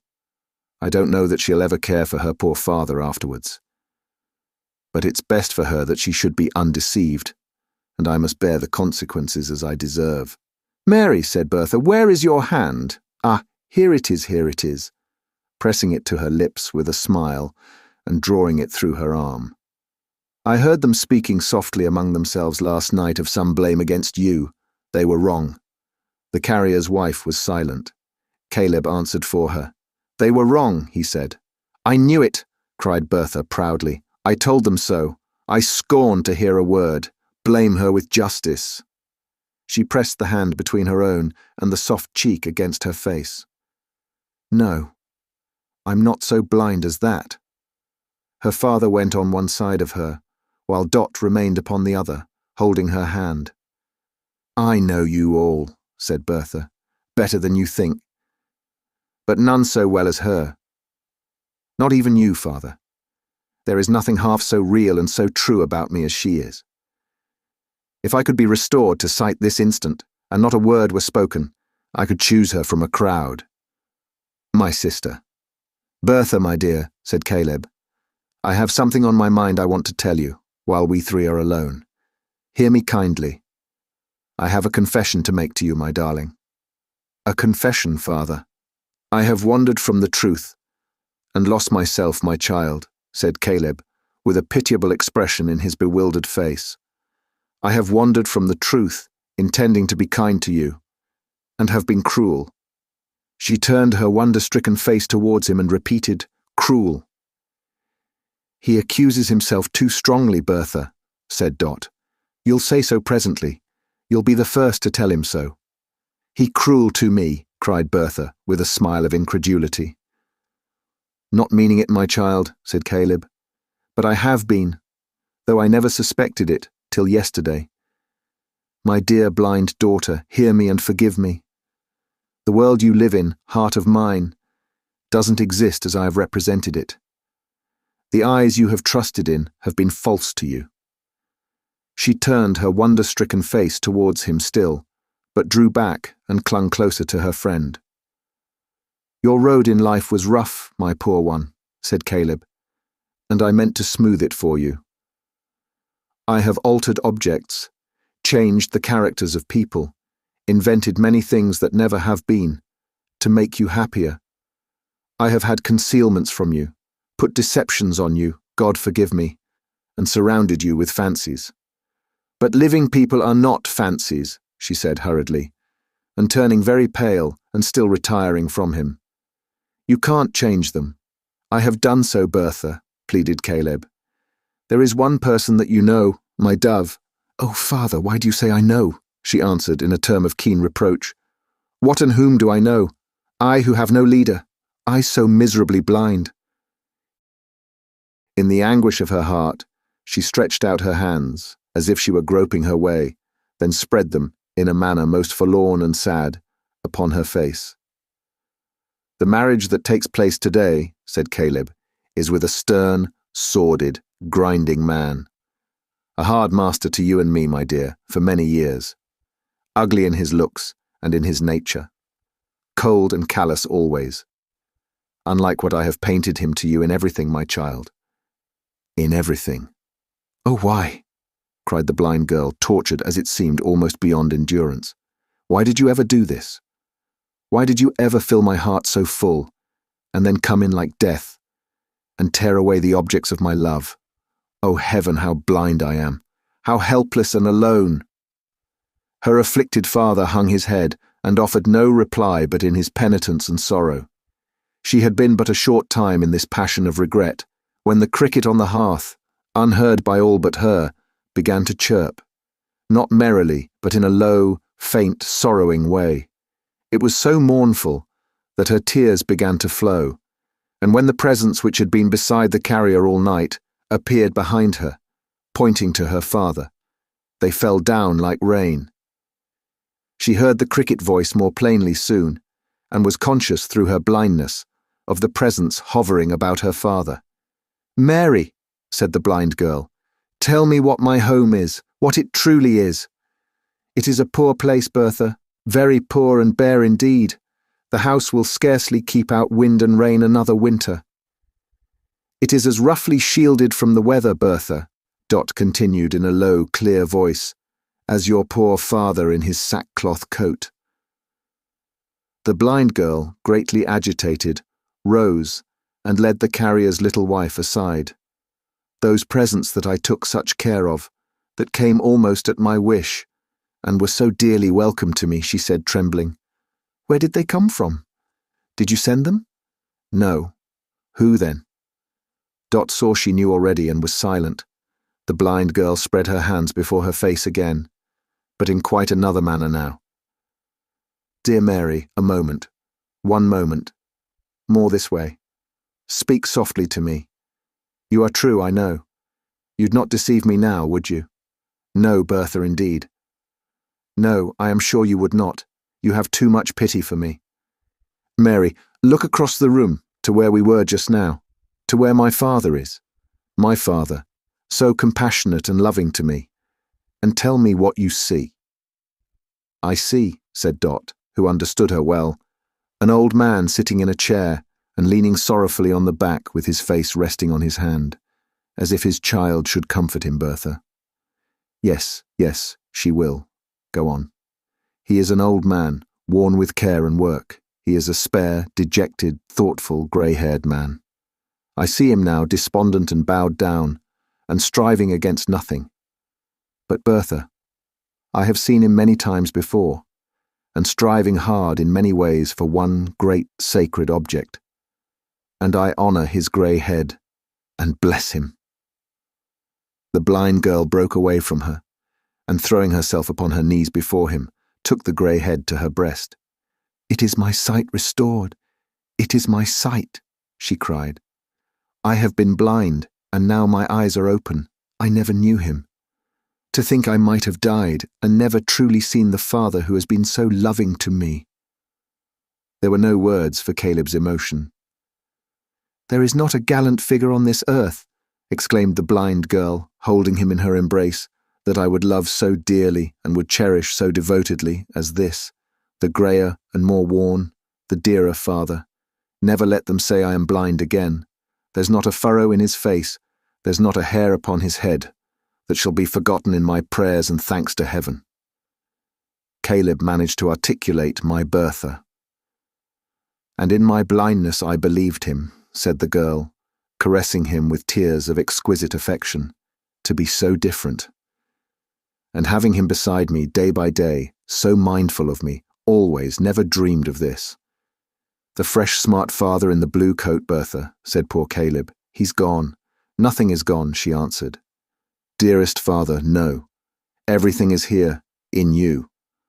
The father that I loved so well, the father that I never loved enough and never knew, the benefactor whom I first began to reverence and love, because he had such sympathy for me, all are here in you. Nothing is dead to me. The soul of all that was most dear to me is here, here with the worn face and the grey head, and I am not blind, father, any longer." Dot's whole attention had been concentrated during this discourse upon the father and daughter, but looking now towards the little haymaker in the moorish meadow, she saw that the clock was within a few minutes of striking, and fell immediately into a nervous and excited state. "Father," said Bertha, hesitating. "Mary." "Yes, my dear," returned Caleb. "Here she is. There is no change in her. You never told me anything of her that was not true." "I should have done it, my dear, I am afraid," returned Caleb, "if I could have made her better than she was. But I must have changed her for the worse if I had changed her at all. Nothing could improve her, Bertha. Confident as the blind girl had been when she asked the question, her delight and pride in the reply, and her renewed embrace of Dot, were charming to behold. "More changes than you think for may happen, though, my dear," said Dot. "Changes for the better, I mean, changes for great joy to some of us. You mustn't let them startle you too much, if any such should ever happen and affect you. Are those wheels upon the road? You've a quick ear, Bertha. Are they wheels?" "Yes, coming very fast." I know you have a quick ear," said Dot, placing her hand upon her heart, and evidently talking on, as fast as she could, to hide its palpitating state, "because I have noticed it often, and because you were so quick to find out that strange step last night. Though why you should have said, as I very well recollect you did say, Bertha, 'Whose step is that?'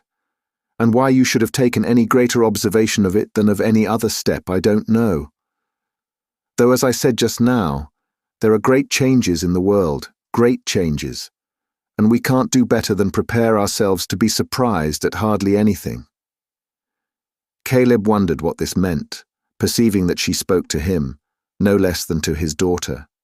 He saw her with astonishment, so fluttered and distressed that she could scarcely breathe, and holding to a chair to save herself from falling. "They are wheels indeed," she panted, "coming nearer, nearer, very close.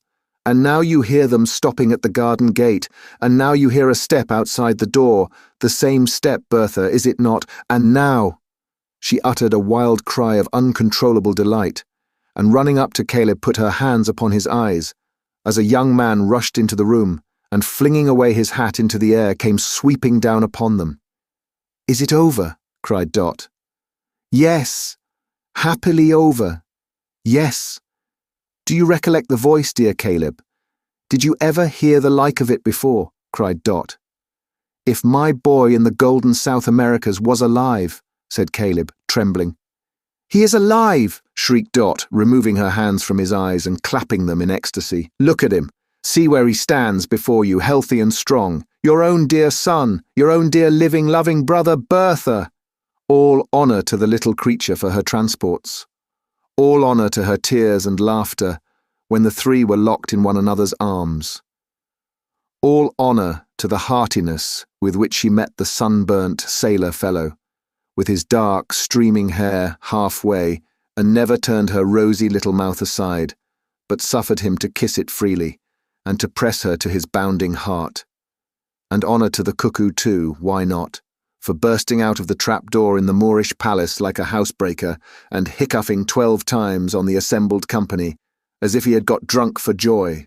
The carrier, entering, started back, and well he might, to find himself in such good company. "Look, John," said Caleb, exultingly, "look here, my own boy from the golden South Americas, my own son, him that you fitted out and sent away yourself, him that you were always such a friend to." The carrier advanced to seize him by the hand, but recoiling, as some feature in his face awakened a remembrance of the deaf man in the cart, said, "Edward, was it you?" "Now tell him all," cried Dot. "Tell him all, Edward, and don't spare me, for nothing shall make me spare myself in his eyes ever again." "I was the man," said Edward. "And could you steal, disguised, into the house of your old friend?" rejoined the carrier. "There was a Frank boy once. How many years is it, Caleb, since we heard that he was dead, and had it proved, we thought, who never would have done that? There was a generous friend of mine once, more a father to me than a friend," said Edward, "who never would have judged me or any other man unheard. You were he, so I am certain you will hear me now." The carrier, with a troubled glance at Dot, who still kept far away from him, replied, "Well, that's but fair. I will." "You must know that when I left here, a boy," said Edward, "I was in love, and my love was returned. She was a very young girl, who perhaps, you may tell me, didn't know her own mind, but I knew mine, and I had a passion for her." "You had?" exclaimed the carrier. "You?" "Indeed I had," returned the other, "and she returned it. I have ever since believed she did, and now I'm sure she did." "Heaven help me," said the carrier. "This is worse than all." "Constant to her," said Edward, "and returning, full of hope, after many hardships and perils, to redeem my part of our old contract. I heard, 20 miles away, that she was false to me, that she had forgotten me, and had bestowed herself upon another and a richer man. I had no mind to reproach her, but I wished to see her, and to prove beyond dispute that this was true. I hoped she might have been forced into it, against her own desire and recollection. It would be small comfort, but it would be some, I thought, and on I came, that I might have the truth, the real truth, observing freely for myself and judging for myself, without obstruction on the one hand, or presenting my own influence, if I had any, before her, on the other. I dressed myself unlike myself, you know how, and waited on the road, you know where. You had no suspicion of me. Neither had she, pointing to Dot, until I whispered in her ear at that fireside, and she so nearly betrayed me. But when she knew that Edward was alive, and had come back, sobbed Dot, now speaking for herself, as she had burned to do all through this narrative.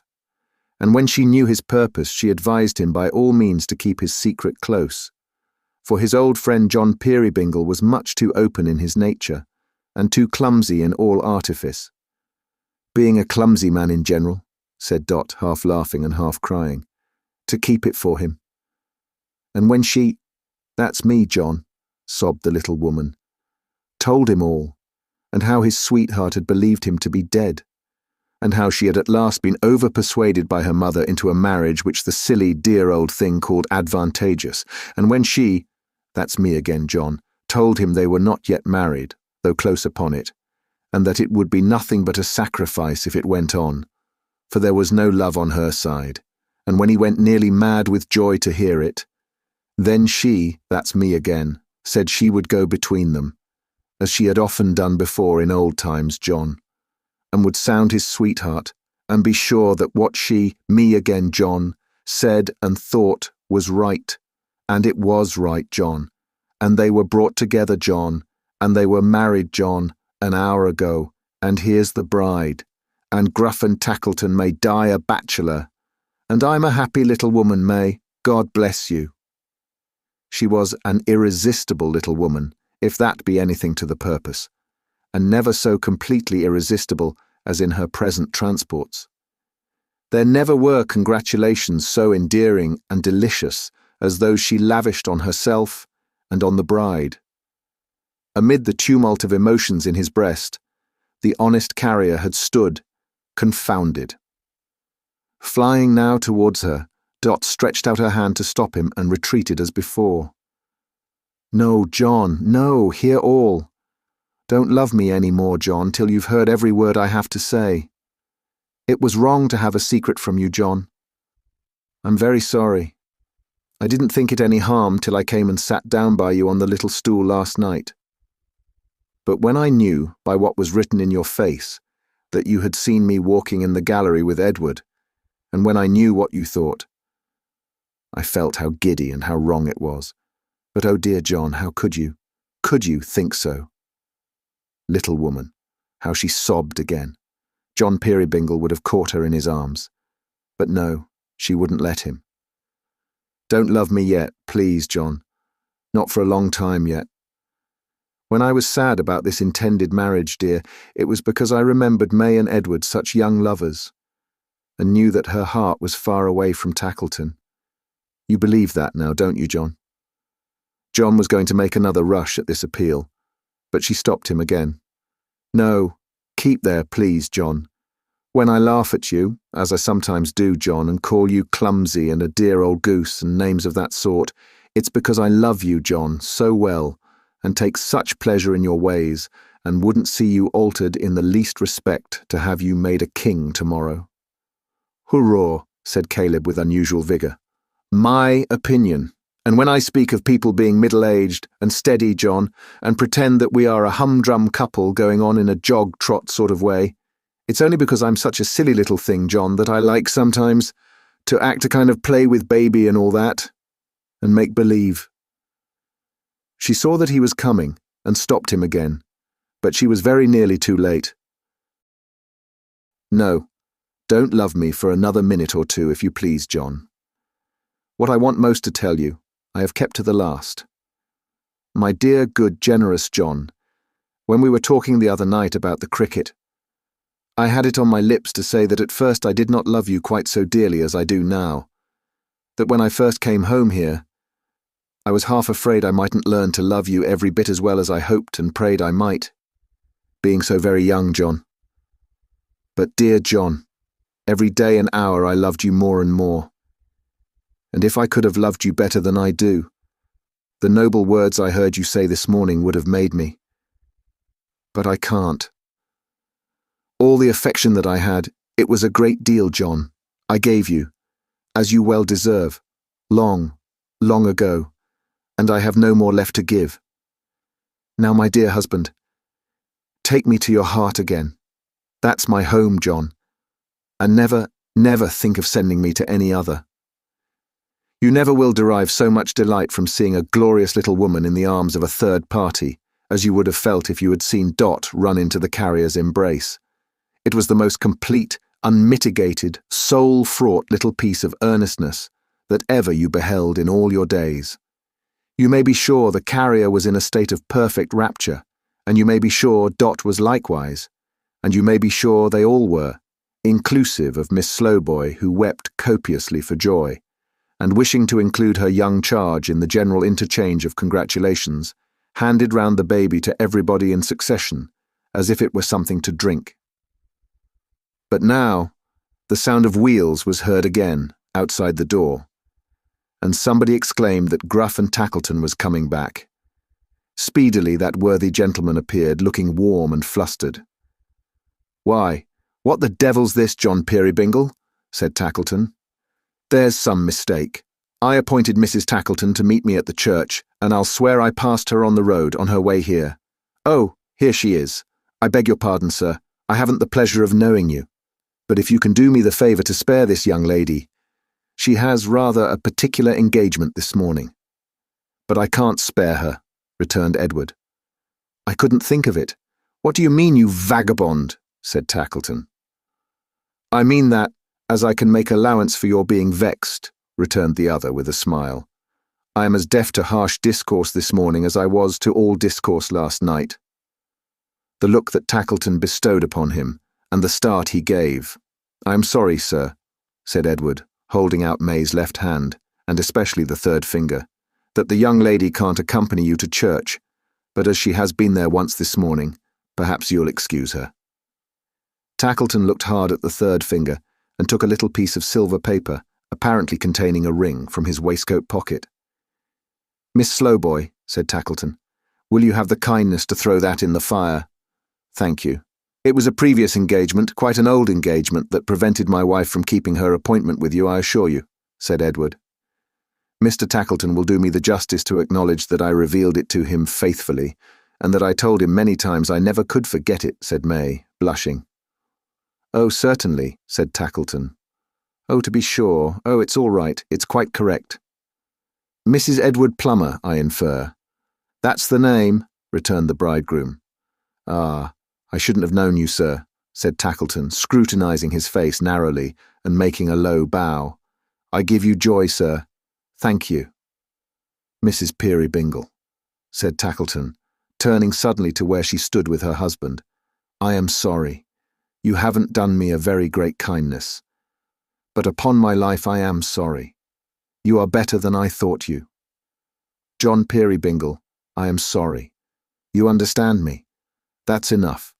It's quite correct, ladies and gentlemen all, and perfectly satisfactory. Good morning." With these words he carried it off, and carried himself off too, merely stopping at the door to take the flowers and favours from his horse's head, and to kick that animal once, in the ribs, as a means of informing him that there was a screw loose in his arrangements.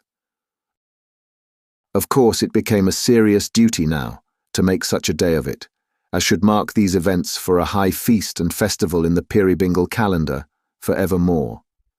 Accordingly, Dot went to work to produce such an entertainment as should reflect undying honour on the house and on everyone concerned, and in a very short space of time she was up to her dimpled elbows in flour and whitening the carrier's coat every time he came near her by stopping him to give him a kiss.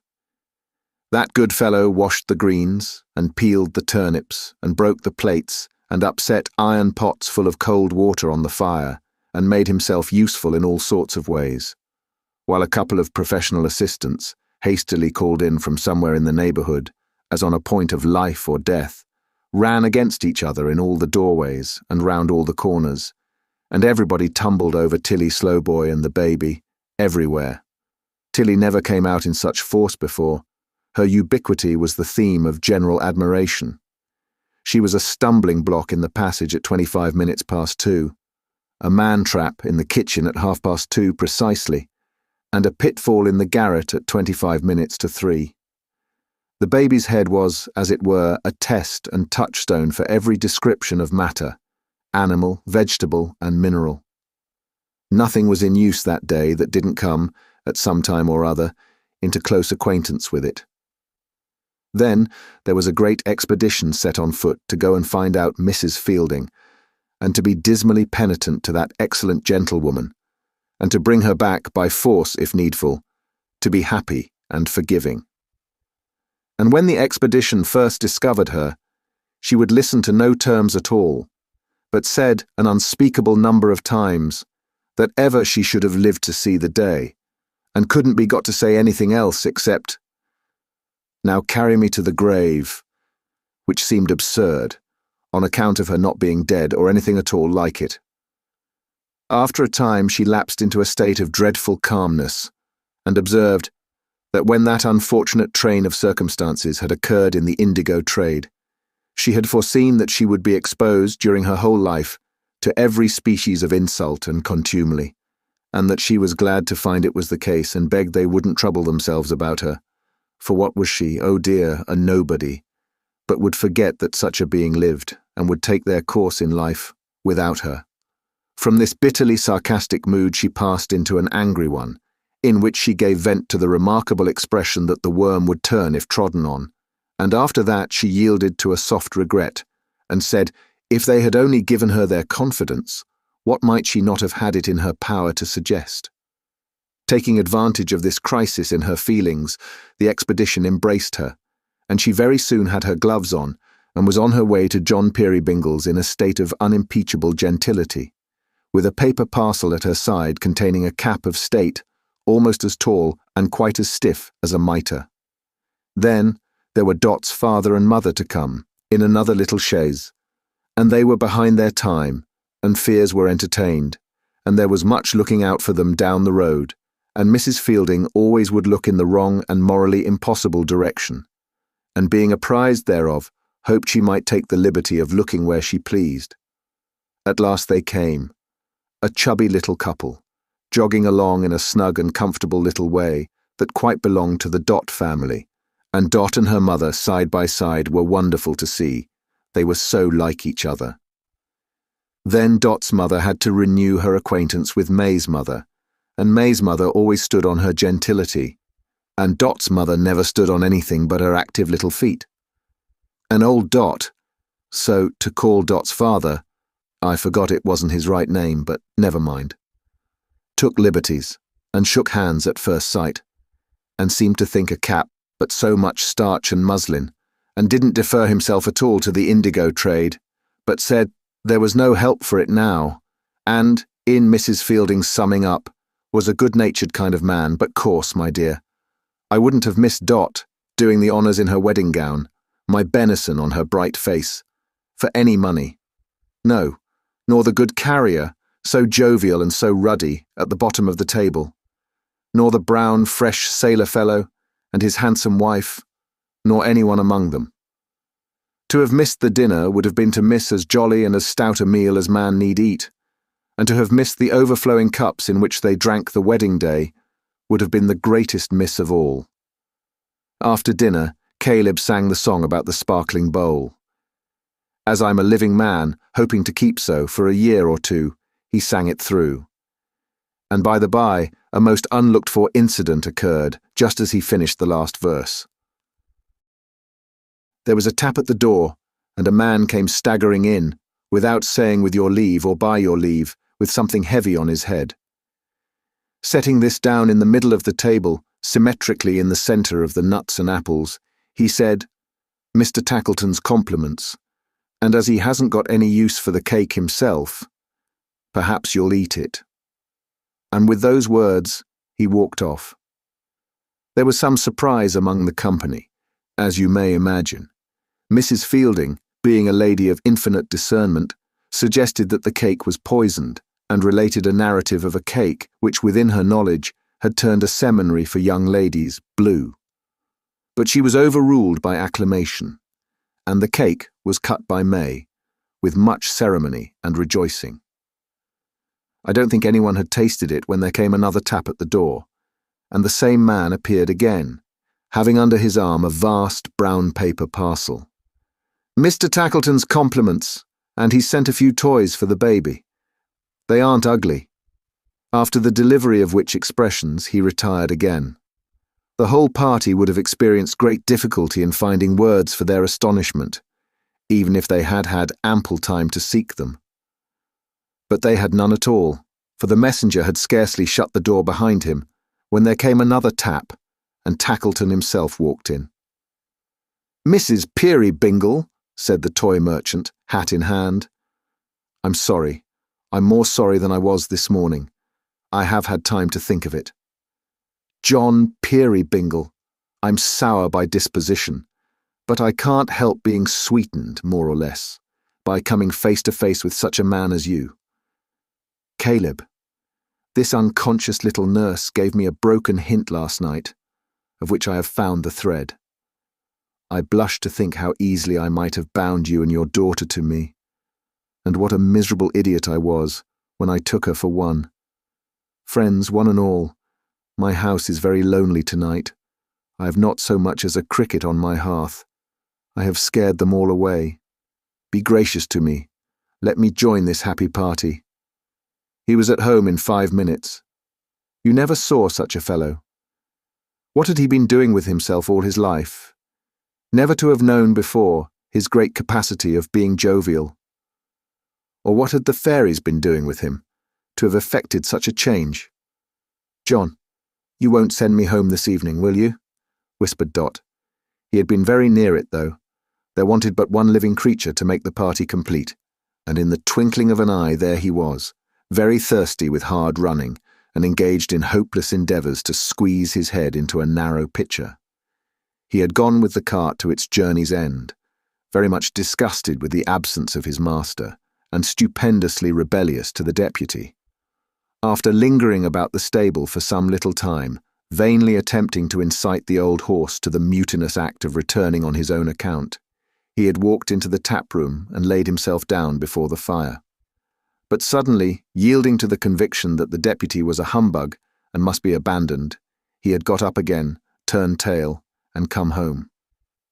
There was a dance in the evening, with which general mention of that recreation I should have left it alone, if I had not some reason to suppose that it was quite an original dance, and one of a most uncommon figure.